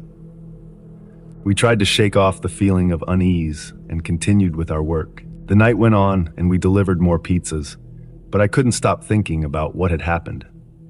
Later that night, around midnight, we got another call. This time, it was from another pizza place in the neighborhood. The driver who called sounded scared. He said one of their drivers had been robbed on the same street where we had the fake order. My heart sank. I felt a chill run down my spine. It could have been us. We were lucky to have left when we did. The news spread quickly, and everyone at the pizzeria was on edge. We all knew the risks of working in that neighborhood, but this made it feel more real. The police were called, and they took a report from the other driver. He described how he was surrounded by a group of men as soon as he stepped out of his car. They took his money, phone, and the pizzas he was delivering. He was shaken but unharmed.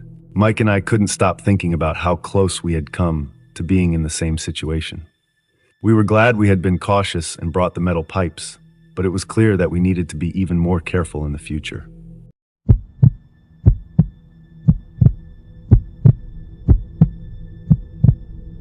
One day when I was young, I decided to help my neighbor, Mr. Thompson, rake leaves in his yard.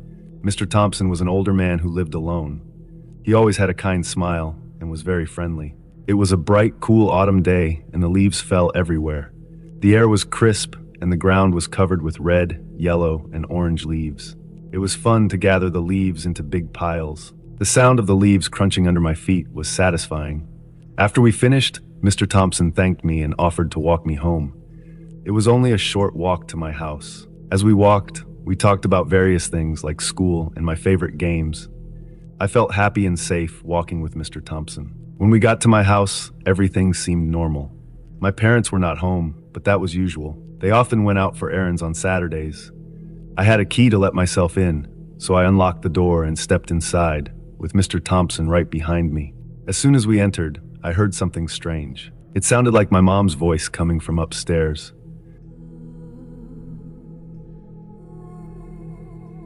She was humming a familiar tune she often sang while cleaning.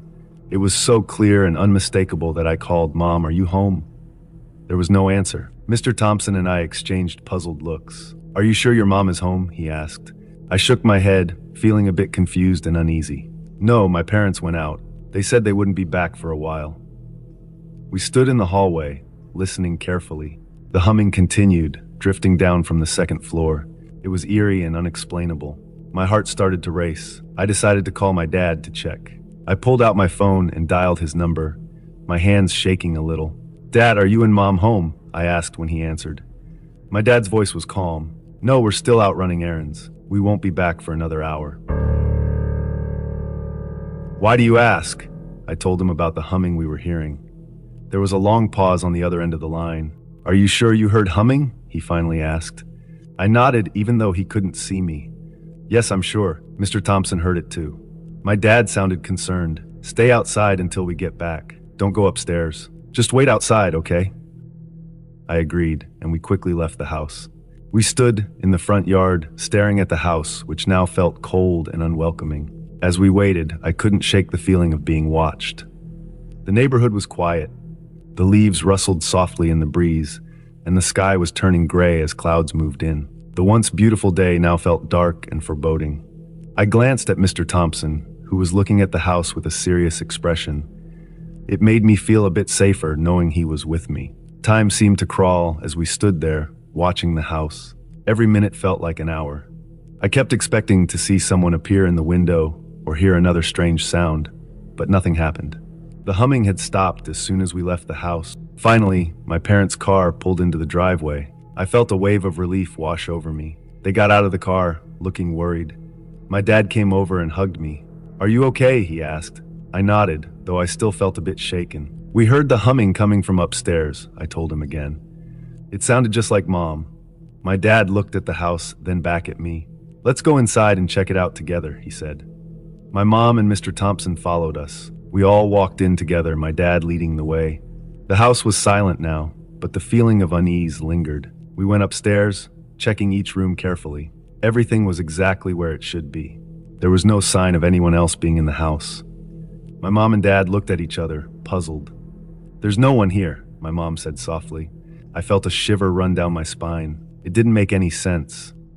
Both Mr. Thompson and I had heard the humming so clearly. It was as if someone had been there, but now they were gone. The experience left us all feeling unsettled and confused. After thoroughly checking the house and finding nothing, my parents thanked Mr. Thompson for his help, and he left. I stayed close to my parents for the rest of the day, still feeling a bit scared and uneasy. The mysterious presence in our empty house was something I couldn't forget. That night, as I lay in bed, I kept thinking about what had happened.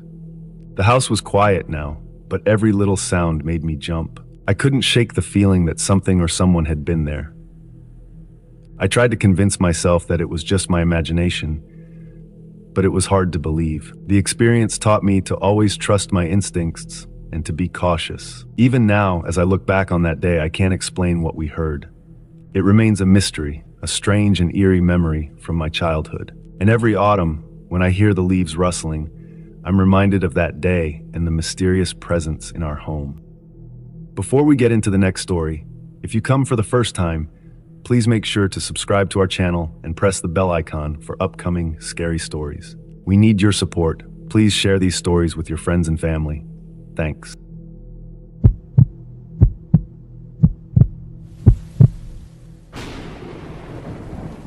I was living alone in my small apartment. It was a quiet place, perfect for studying and relaxing. One rainy evening, I was reading a book on my couch. The sound of the rain hitting the windows was soothing. I loved the smell of rain and the way it made everything feel calm. My phone suddenly rang. I looked at the clock on the wall. It was 7 p.m. I didn't recognize the number, but I answered it anyway. "Hello," I said. There was a strange silence on the other end. Then a soft, shaky voice spoke. "Is this Emma?" "Yes, it is." "Who is this?" I asked, feeling a bit confused. "This is your great-grandmother, dear," the voice said. My heart skipped a beat. My great-grandmother, Edith, had passed away many years ago. This had to be a prank. "Who is this?" I asked again, trying to sound firm. "Emma, you must tell Essie it's time to come home," the voice insisted. There was something eerie about the way she said it. I felt a chill run down my spine. My great-grandmother passed away years ago. "This isn't funny," I said, my voice shaking. "Please, Emma, tell Essie it's time," the voice repeated before the line went dead. I stood there holding the phone, feeling a mix of confusion and fear. Who was this person, and why were they pretending to be my great-grandmother? I put the phone down and tried to shake off the strange feeling. I didn't know anyone named Essie, and I couldn't understand why someone would call me with such a message. Hours passed, and I tried to focus on my book again. But the phone call kept replaying in my mind. I decided to call my mother. Maybe she knew who Essie was. "Mom, do you know anyone named Essie?"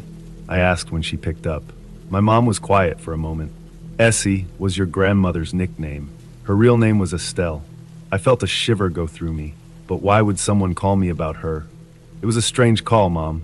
They said it was time for Essie to come home." My mom didn't say anything for a few seconds. "Emma, that's very odd.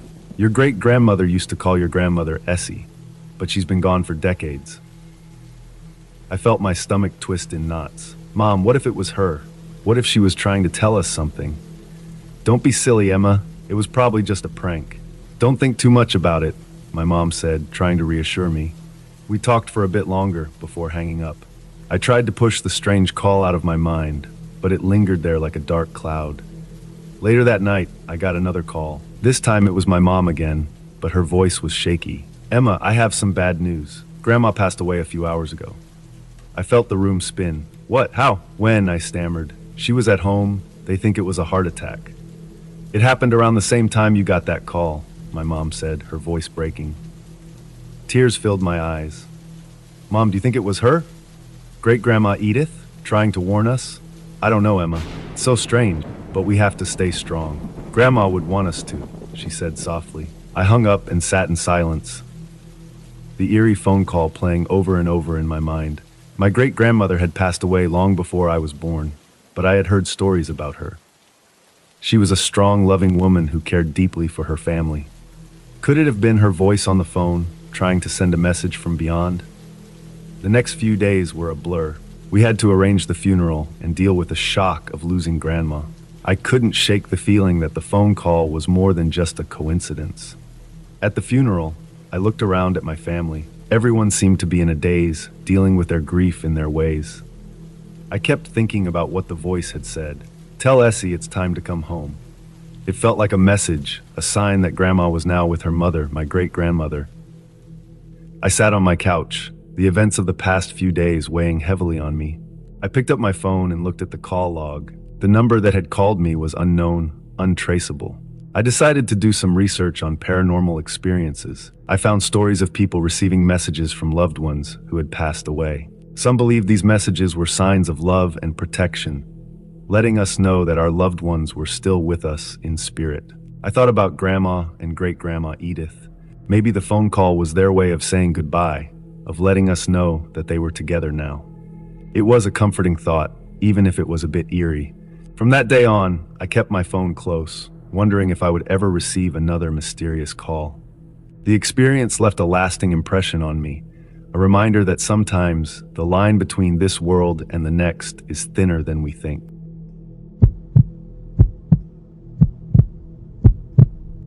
Late one night, I was alone at home. My parents had gone out for the evening, and my little sister was staying at a friend's house.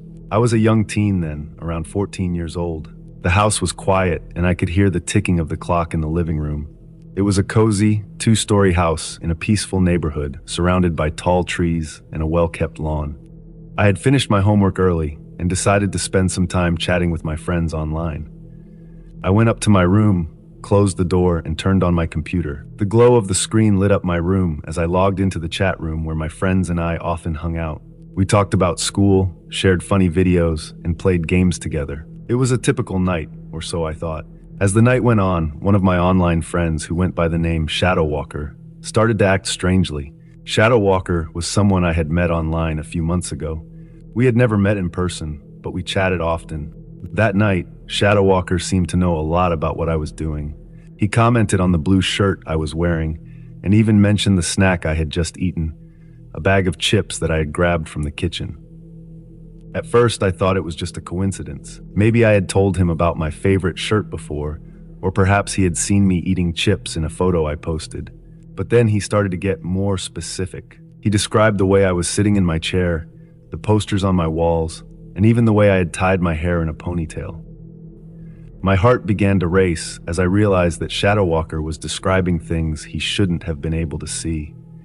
I felt a chill run down my spine. I looked around my room, trying to find any sign that someone was watching me. The windows were closed and the curtains were drawn, but the feeling of being watched was overwhelming. I typed a message to Shadow Walker, asking him how he knew all these things. His response sent a wave of fear through me. "I've been watching you through your webcam." Panic set in. I quickly covered the webcam with a piece of tape, my hands shaking. I felt exposed and vulnerable. I typed back furiously, demanding to know how he had done it. He responded calmly, explaining that he had hacked into my computer and gained access to my webcam. He had been spying on me for weeks, watching my every move. I felt sick to my stomach. I had heard stories about hackers and online predators, but I never thought it would happen to me. The thought of someone watching me in my own home was terrifying. I ran to the window and looked outside. The street was dark and empty, but I couldn't shake the feeling that someone was out there, watching me. I called my parents, my voice trembling as I told them what had happened. They rushed home immediately, and my dad called the police. I sat in the living room, my hands still shaking, as I waited for them to arrive. The police took my computer as evidence and assured me they would do everything they could to find the person responsible. The days that followed were a blur. I couldn't shake the feeling of being watched. I stopped using my computer, and I avoided being alone in my room. My parents were supportive, but the experience had left a deep scar. The police eventually traced the hacker's IP address to another state, but they were never able to catch him. The fear of being watched stayed with me, haunting my thoughts and dreams. A decade has passed since that night, but the memory is still fresh in my mind. I am now 24 years old and living in my apartment. Technology has advanced and webcams are everywhere, on our phones, our laptops, and even our TVs. But I have never forgotten the fear and violation I felt that night. Every device I own has its camera covered with duct tape. My friends tease me about it, saying I'm paranoid, but they don't understand. They didn't live through that night. Covering my cameras has become a habit, a way to protect myself from the invisible eyes that once invaded my privacy. It's a small precaution, but it gives me a sense of control. I know it may seem extreme, but to me, it's a reminder of the lesson I learned the hard way.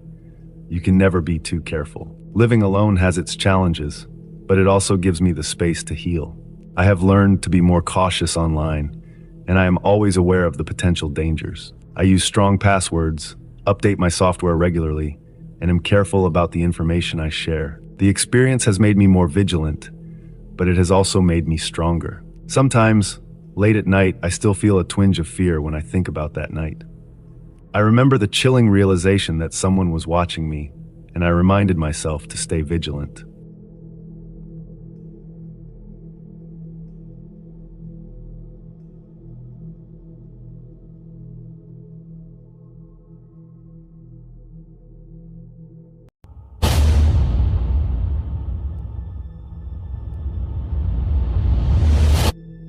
I used to work as a housekeeper in a fancy motel in Washington, D.C. back in the 1990s. My name is Sybil, and I'm a refugee from Vietnam.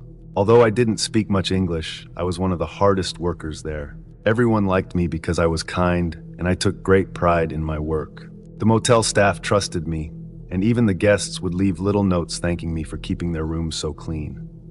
I worked long hours and rarely complained, knowing it was better than what I had left behind in my home country. One day, a mysterious guest checked into the motel. He called himself Mr. M, and he took the most expensive suite on the top floor. The suite was huge, with a view of the entire city, and only the richest people stayed there. I was assigned to clean the suite, but I quickly found out that Mr. M didn't want anyone inside his room. Every time I knocked, he would politely tell me that it wasn't necessary. He seemed nice enough, always smiling and greeting the staff warmly, but something about him made me uneasy. He stayed for over a month, and during that time, no one but Mr. M entered that suite. The "Do Not Disturb" sign hung on the door like a warning, and I never pushed the issue.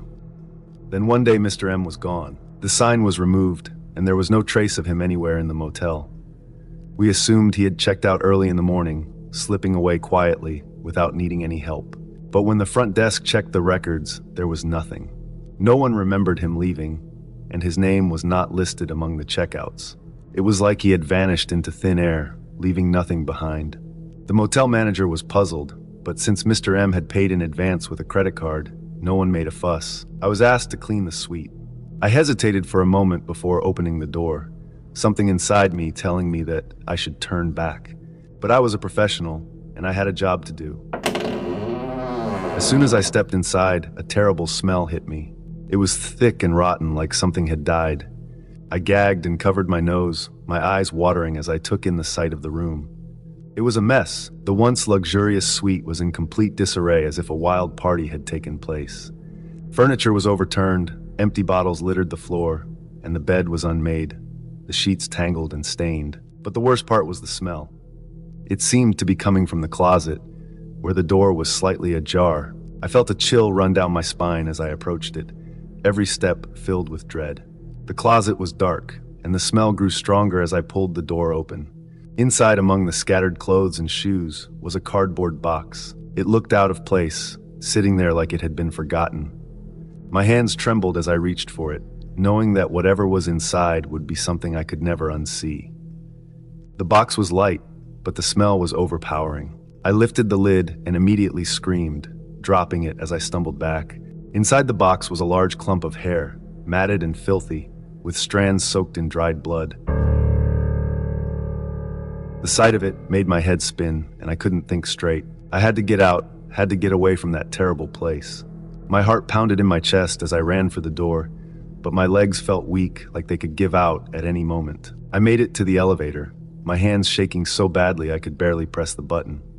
As the doors closed, I leaned against the wall, trying to catch my breath, but the smell lingered, and the image of the bloodied hair was burned into my mind. I couldn't escape it.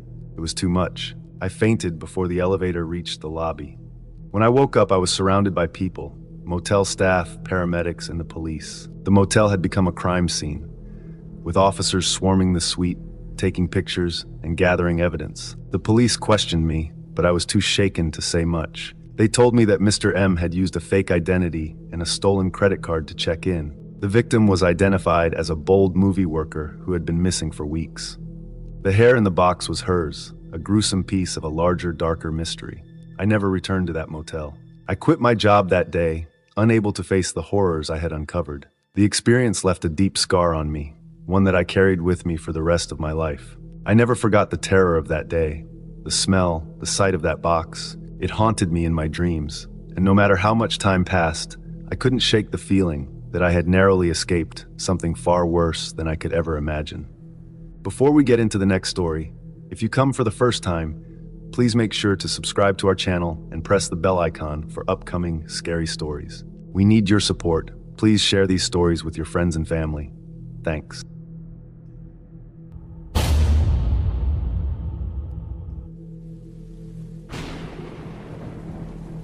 The storm had been relentless for hours.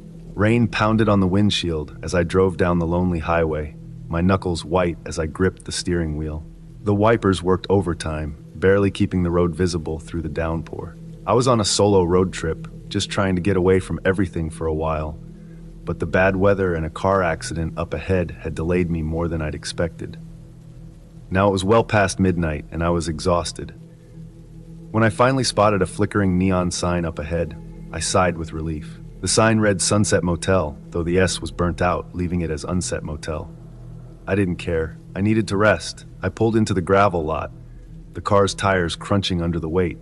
The motel was a single-story L-shaped building with a row of rooms, each door chipped and faded. The rain made everything look even more rundown than it probably was. The lights outside the rooms flickered weakly, casting eerie shadows across the puddles on the ground. I grabbed my bag and made my way to the small office at the end of the row.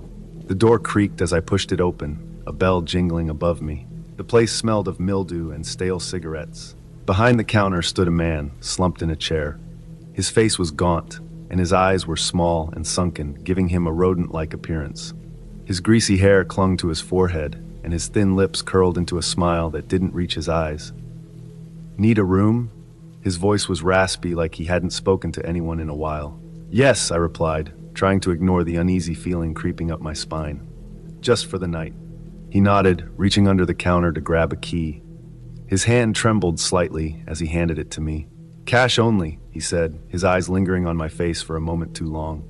I hesitated, but I didn't have many options. "Okay," I said, pulling out the cash from my wallet. As I handed it over, I noticed how his fingers brushed against mine just a little longer than necessary. It made my skin crawl. "Room 7, he said, pointing down the row of doors. "You'll be fine there."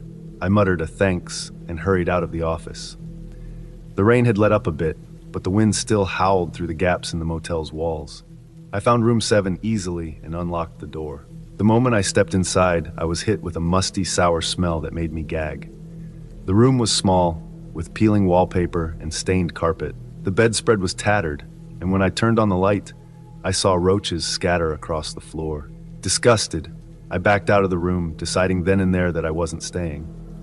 The thought of lying down in that filthy bed made my skin itch. My car, though cramped, was clean and safe. I went back to my car, locked the doors, and reclined the seat as far back as it would go. It wasn't comfortable, but it was better than the room. I must have dozed off at some point because I woke up to the sound of hushed voices. Groggy and disoriented, I rubbed my eyes and looked around. It took me a moment to realize where I was. Then I saw them. The check-in guy was standing just outside room 7, a flashlight in his hand. He was speaking in low tones to another man I hadn't seen before, taller and broader, with a hood pulled over his head. The check-in guy unlocked the door, and they both slipped inside. My heart raced as I watched them. What were they doing in there? My breath caught in my throat as I realized they were looking for me. The way they moved around the room, checking the bed, the closet, even under the bed, they were searching for something, for someone. For me, I felt like I couldn't breathe, like the air had been sucked out of the car. My first instinct was to turn on the engine and get out of there, but I didn't want to make any noise. I forced myself to remain still, barely even daring to blink, praying they wouldn't notice the car parked a few feet away. Minutes passed like hours. I watched as they rummaged through my things in the room, flipping through my bag and scattering my clothes across the dirty floor. Then the taller man said something to the check-in guy, and they both stopped. They exchanged a look before walking back out, closing the door behind them. The taller man glanced around the lot, his eyes sweeping over my car. I shrank down in my seat, willing myself to become invisible. Finally, they turned and walked back toward the office, their shadows long and menacing under the flickering lights. I didn't move until they disappeared inside. My hands were shaking as I fumbled for my keys. I turned the ignition as quietly as possible, and the engine roared to life. For a split second, I thought the noise would alert them, but when I glanced back at the office, there was no movement.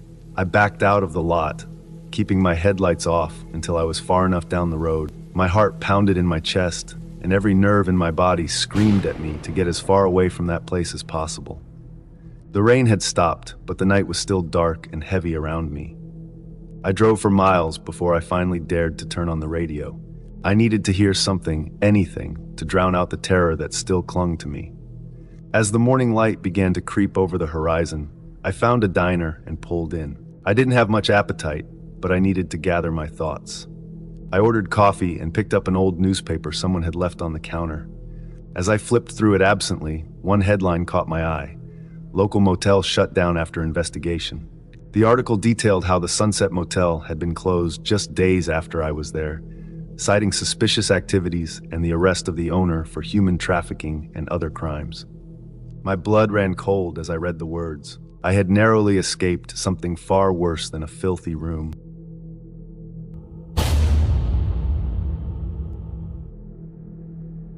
I was driving back from a quiet farmhouse where I had spent the night alone.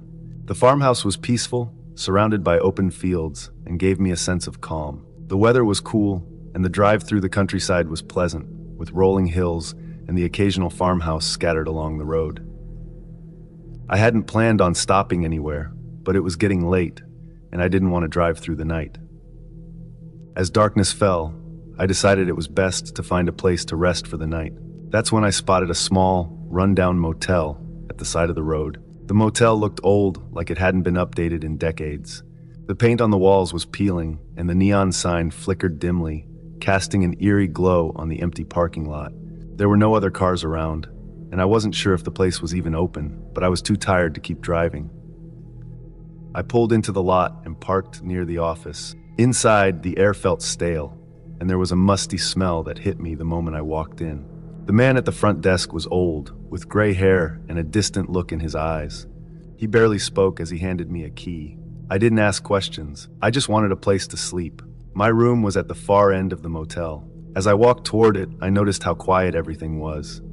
No other guests, no sounds from the road, just an unsettling silence. The door to my room creaked loudly as I opened it, and inside, it wasn't much better. The room was small, with faded wallpaper and an old bed with a lumpy mattress. A single, weak lamp lit the room, casting long shadows on the walls. I thought about leaving, but I was too tired to care. I dropped my bags on the floor and sat on the edge of the bed. The air in the room was heavy, like it hadn't been aired out in years. I tried to shake off the uneasiness that crept up on me. I told myself I was being silly, that I just needed sleep, but something didn't feel right. As I lay down, I couldn't help but feel like someone was watching me. I glanced around the room. The shadows seemed to move with the flickering light of the lamp. I pulled the blanket over me and closed my eyes, but the feeling wouldn't go away. It was as if the room itself was alive, breathing slowly around me. I tried to ignore it, telling myself it was just my imagination. Then I heard it, a soft rustling sound, like fabric brushing against the floor. My eyes shot open and I sat up in bed, scanning the room. At first I saw nothing. Just the same old dreary room. But then, in the corner near the foot of the bed, I saw something move. It was dark and hard to make out, but there was something there. I froze, my heart pounding in my chest. I stared at the corner, hoping it was just a trick of the light. But the figure became clearer. It looked like a person, hunched over, with their back turned to me. I couldn't see a face, just a shadowy shape that seemed too real to be my imagination. It stayed still for a moment, then slowly turned its head toward me. My stomach dropped. There was no face, just a blank, dark space where a face should be. I felt cold, my body frozen with fear. I finally forced myself to move, scrambling out of bed and backing up toward the door. The figure stayed in place, but I didn't wait to see if it would move. I grabbed my bag and fumbled with the doorknob, my hands shaking. I threw the door open and ran outside, gasping for air as soon as I was out in the open. The night air felt cold against my skin, but I didn't care. I rushed to my car, not looking back at the room or the motel. I jumped into the driver's seat, started the engine, and sped out of the parking lot. My hands were still shaking as I gripped the steering wheel, my heart racing. I didn't stop driving for a long time. The dark road stretched ahead of me, and I kept checking the rearview mirror, half expecting to see something following me. But there was nothing. Just the empty road and the faint glow of the motel's neon sign disappearing behind me. I didn't know what I had just experienced, but I knew one thing. I wasn't going to spend another night in that place. Whatever I had seen, whatever was in that room, it wasn't something I wanted to face again. The rest of my drive was a blur. I didn't stop until I reached a town miles away, where I found a well-lit gas station and parked for a moment to catch my breath. I sat in my car, the events of the night replaying in my mind, trying to convince myself that it had all been a bad dream. but deep down, I knew it wasn't. The image of that faceless figure standing at the foot of my bed stayed with me long after I had left the motel behind. I had escaped unharmed, but the memory of that night would haunt me forever.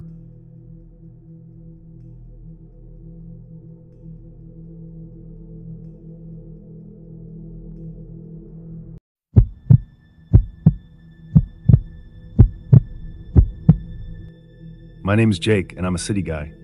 But one weekend, I decided to get away from the city's noise. I rented a small cabin in the woods, far from any town. The idea was to spend a few days alone, enjoying nature and peace. The cabin was old, with a wooden porch and a small chimney. It stood alone among the tall trees. When I first arrived, the place seemed peaceful and quiet, just what I needed. I unpacked my things and settled in. The first night was calm. I cooked dinner on an old stove, read a book by the fireplace, and fell asleep easily. The second night, though, things started to get strange. I was sitting by the fire, reading my book, when I heard a faint noise outside. It sounded like footsteps on dry leaves. I put my book down and listened. The footsteps stopped. I shrugged it off, thinking it was just an animal. Later that night, as I lay in bed, I heard the noise again. Footsteps, slow and steady, walking around the cabin. My heart started to race. I tried to convince myself it was just a deer or maybe a raccoon, but the sound was too heavy for that. I got out of bed and quietly walked to the window. I peeked outside but saw nothing. The forest was dark and silent. I felt a chill run down my spine. I told myself I was being silly and went back to bed, but sleep didn't come easily. The next day, I went for a walk in the woods to clear my mind. The fresh air and sunlight made me feel better. I almost forgot about the noises from the night before. I found a small stream and sat by it for a while, enjoying the peaceful sound of the water. When I returned to the cabin, the sun was setting. I made myself dinner and tried to relax, but I couldn't shake the feeling that I wasn't alone. That night, the noises came back, louder and closer. The footsteps were right outside my window. I could hear the leaves crunching and the wooden porch creaking. My heart pounded in my chest. I grabbed a flashlight and decided to check it out. I opened the door slowly and shined the light outside. The beam cut through the darkness, but there was no one there. I stepped outside, feeling the cool night air on my skin. The forest was eerily silent. I walked around the cabin, shining the light into the trees. Still, I saw nothing. I turned to go back inside, and that's when I saw it, a shadowy figure standing at the edge of the forest, just beyond the reach of my flashlight. I froze. The figure didn't move. It just stood there, watching me. I felt a wave of fear wash over me. I took a step back, my hands shaking. The figure seemed to dissolve into the darkness. I rushed back inside and locked the door. I could hardly breathe. I didn't sleep at all that night. I sat by the window, watching and waiting, but the figure didn't return. The next morning, I decided I had had enough. I packed my things quickly, ready to leave the cabin and the strange noises behind. As I was loading my car, I found something on the porch that made my blood run cold. It was a small, old-fashioned doll, dirty and worn, lying on the wooden steps. I picked it up, feeling a chill. Where had it come from? Who had left it there? I didn't want to know. I dropped the doll and got into my car, my hands trembling as I started the engine. As I drove away, I glanced in the rearview mirror. The cabin looked dark and empty, but I couldn't shake the feeling that something was watching me, something that didn't want me to leave. I never went back to that cabin. I told myself it was just my imagination, that there was a logical explanation for everything. But sometimes, late at night, I hear the faint sound of footsteps in the hallway of my apartment, and I can't help but wonder if something followed me home from that cabin in the woods. Before we get into the next story, if you come for the first time, please make sure to subscribe to our channel and press the bell icon for upcoming scary stories. We need your support. Please share these stories with your friends and family. Thanks. The sun was setting behind the trees as our family set up camp by the lake. My name is Tommy, and I'm 12 years old. My little brother Jake is 10. We were excited for this camping trip. It was our first time camping in the woods, and we couldn't wait to explore. Our parents were busy setting up the tent while Jake and I ran around the campsite, collecting sticks for the fire. The forest around us was thick and dark, and as the shadows grew longer, it started to feel a bit spooky. As we gathered sticks, something caught Jake's eye. Far off in the distance, we could see a small old cabin. It looked abandoned, with broken windows and a door hanging off its hinges. Jake's curiosity got the best of him, and he sprinted towards it. I followed, not wanting to be left alone. The ground was covered in leaves that crunched under our feet. As we got closer, the cabin gave off an eerie feeling. The wood was rotten, and there was a strange smell in the air. The place seemed like it had been forgotten for years. We reached the edge of the clearing where the cabin stood. It looked even creepier up close. I felt a chill run down my spine. Jake started to move closer, but I grabbed his arm. Reluctantly, he agreed, and we turned to leave. Just then, a rustling sound came from inside the cabin. My heart pounded in my chest. We didn't wait to see what it was. We ran back to the campsite as fast as we could. When we got there, our parents were lighting the campfire. We didn't tell them about the cabin. I didn't want to worry them, and part of me thought maybe we were just imagining things. That night, we sat around the campfire, roasting marshmallows and telling stories. But I couldn't stop thinking about the cabin. I kept glancing into the dark woods, half expecting to see something lurking there. Later, when it was time for bed, I lay in my sleeping bag, staring at the roof of the tent. I could hear the gentle lapping of the lake and the rustling of leaves in the breeze. I was just starting to drift off when I heard it again, a rustling sound, but this time it was closer. I shook Jake awake. He listened, and the rustling sound came from just outside our tent. We held our breath, listening. Then we heard a low, growling noise. My heart felt like it was going to explode. We waited, the minutes stretching out like hours. Then the growling stopped, and everything went silent. After a while, we finally fell asleep. The next morning, we told our parents about the noises. They brushed it off, saying it was probably just an animal. But I wasn't so sure. Jake and I decided to go back to the cabin, this time in the daylight, to see if we could find anything. We made our way back through the woods, the morning sun filtering through the trees. When we reached the cabin, we stopped at the edge of the clearing.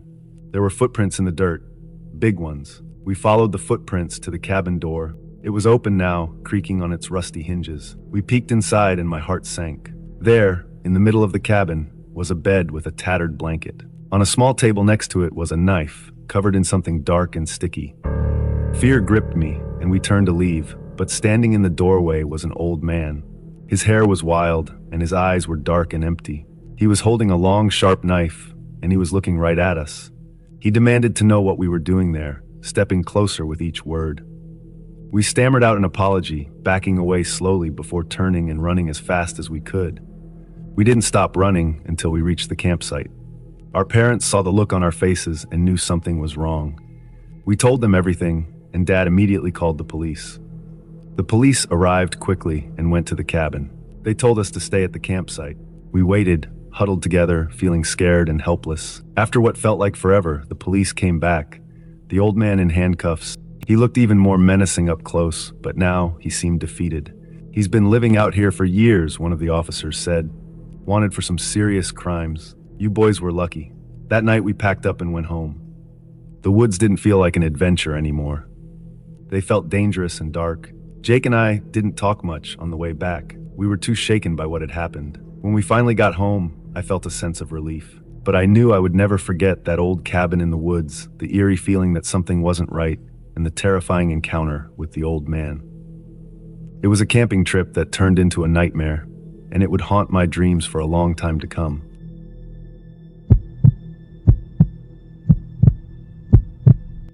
I always loved the idea of adventure, so when my friend Jake dared me to spend a night alone in the old cabin in the woods, I couldn't say no. The cabin had been abandoned for years and had a reputation for being haunted. It was a perfect spot for a spooky adventure. I packed my bag with essentials, a flashlight, some food, water, a blanket, and my phone, though I knew there would be no signal out there. As the sun began to set, I headed out. The walk through the forest was peaceful at first. Birds sang, and the evening air was cool. But as I got closer to the cabin, an eerie silence fell over the woods. The cabin stood alone in a small clearing. It was old and worn, with broken windows and a sagging roof. I pushed the creaky door open and stepped inside. Dust filled the air, and the wooden floorboards creaked under my feet. The cabin had just one room, with an old, broken-down bed in one corner and a fireplace in another. I set my bag down and lit a small lantern I brought with me, casting a dim light across the room. I decided to explore the cabin a bit. There wasn't much to see, just some old furniture covered in dust and cobwebs. I found a rusty old knife in a drawer and a few moldy books on a shelf. I felt a shiver run down my spine as I imagined who might have lived here before and why they left in such a hurry. As night fell, I made myself as comfortable as I could on the old bed. The sounds of the forest outside seemed to grow louder. I heard the hooting of an owl and the rustling of leaves. Suddenly, there was a loud thump from the roof. I jumped up, my heart racing, but then I remembered that it was probably just a raccoon or some other animal. I lay back down and tried to calm myself, but then I heard another sound, a faint whispering. It was so soft that I couldn't make out the words. I sat up and listened carefully, holding my breath. The whispering seemed to be coming from the corner of the room. I shone my flashlight over there, but there was nothing, just shadows. I told myself it was just the wind and decided to try to get some sleep. I lay there with my eyes closed, but I couldn't shake the feeling that I wasn't alone. The air seemed to grow colder, and I felt a chill run through my body. Suddenly I heard footsteps, soft but distinct, coming from outside the cabin. They were slow and deliberate, crunching the leaves underfoot. I grabbed the rusty knife I found earlier and held it tightly. The footsteps stopped right outside the door. My heart was pounding so hard I could hear it in my ears. The door creaked open slowly. I shone my flashlight towards it, but there was no one there. The door moved on its own, opening wider and wider. I felt a cold breeze rush into the cabin. Then I saw it, a shadowy figure standing in the doorway. It was tall and thin, with glowing eyes that stared right at me. I couldn't move. I was frozen with fear. The figure slowly stepped inside. As it moved closer, I could see its face. It was pale and gaunt, with a twisted smile. "Who are you?" I managed to whisper, my voice shaking. The figure didn't answer. It just kept coming closer. I backed away until I was against the wall. The figure reached out its hand, and I saw long, bony fingers. It was so close now that I could feel the cold emanating from it. I closed my eyes, expecting the worst. But then, just as suddenly as it appeared, the figure vanished. The room was silent again, and the air felt warmer. I opened my eyes and saw nothing but the empty cabin. I took a deep breath, trying to calm down. Maybe it was just my imagination, I thought. Maybe the darkness and the isolation were playing tricks on my mind. I sat back down on the bed, my whole body shaking. I decided I couldn't stay here any longer. I grabbed my bag and made my way to the door. Just as I was about to leave, I heard the whispering again. This time, it was clearer, and I could make out the words, "Leave now, and you'll never leave at all." That was all I needed to hear. I bolted out of the cabin and ran through the woods, not looking back. The branches scratched my face, and I stumbled over roots, but I didn't care. I just wanted to get as far away from that cabin as possible. When I finally made it back to the safety of my home, I collapsed on the floor, breathing heavily. I looked back towards the forest, half expecting to see the figure standing at the edge, watching me. But there was nothing. I never told anyone what happened that night. Jake teased me about not staying the whole night, but I didn't care. I knew what I saw, and I knew I would never go back to that cabin again. Some things are better left alone, and that cabin was one of them.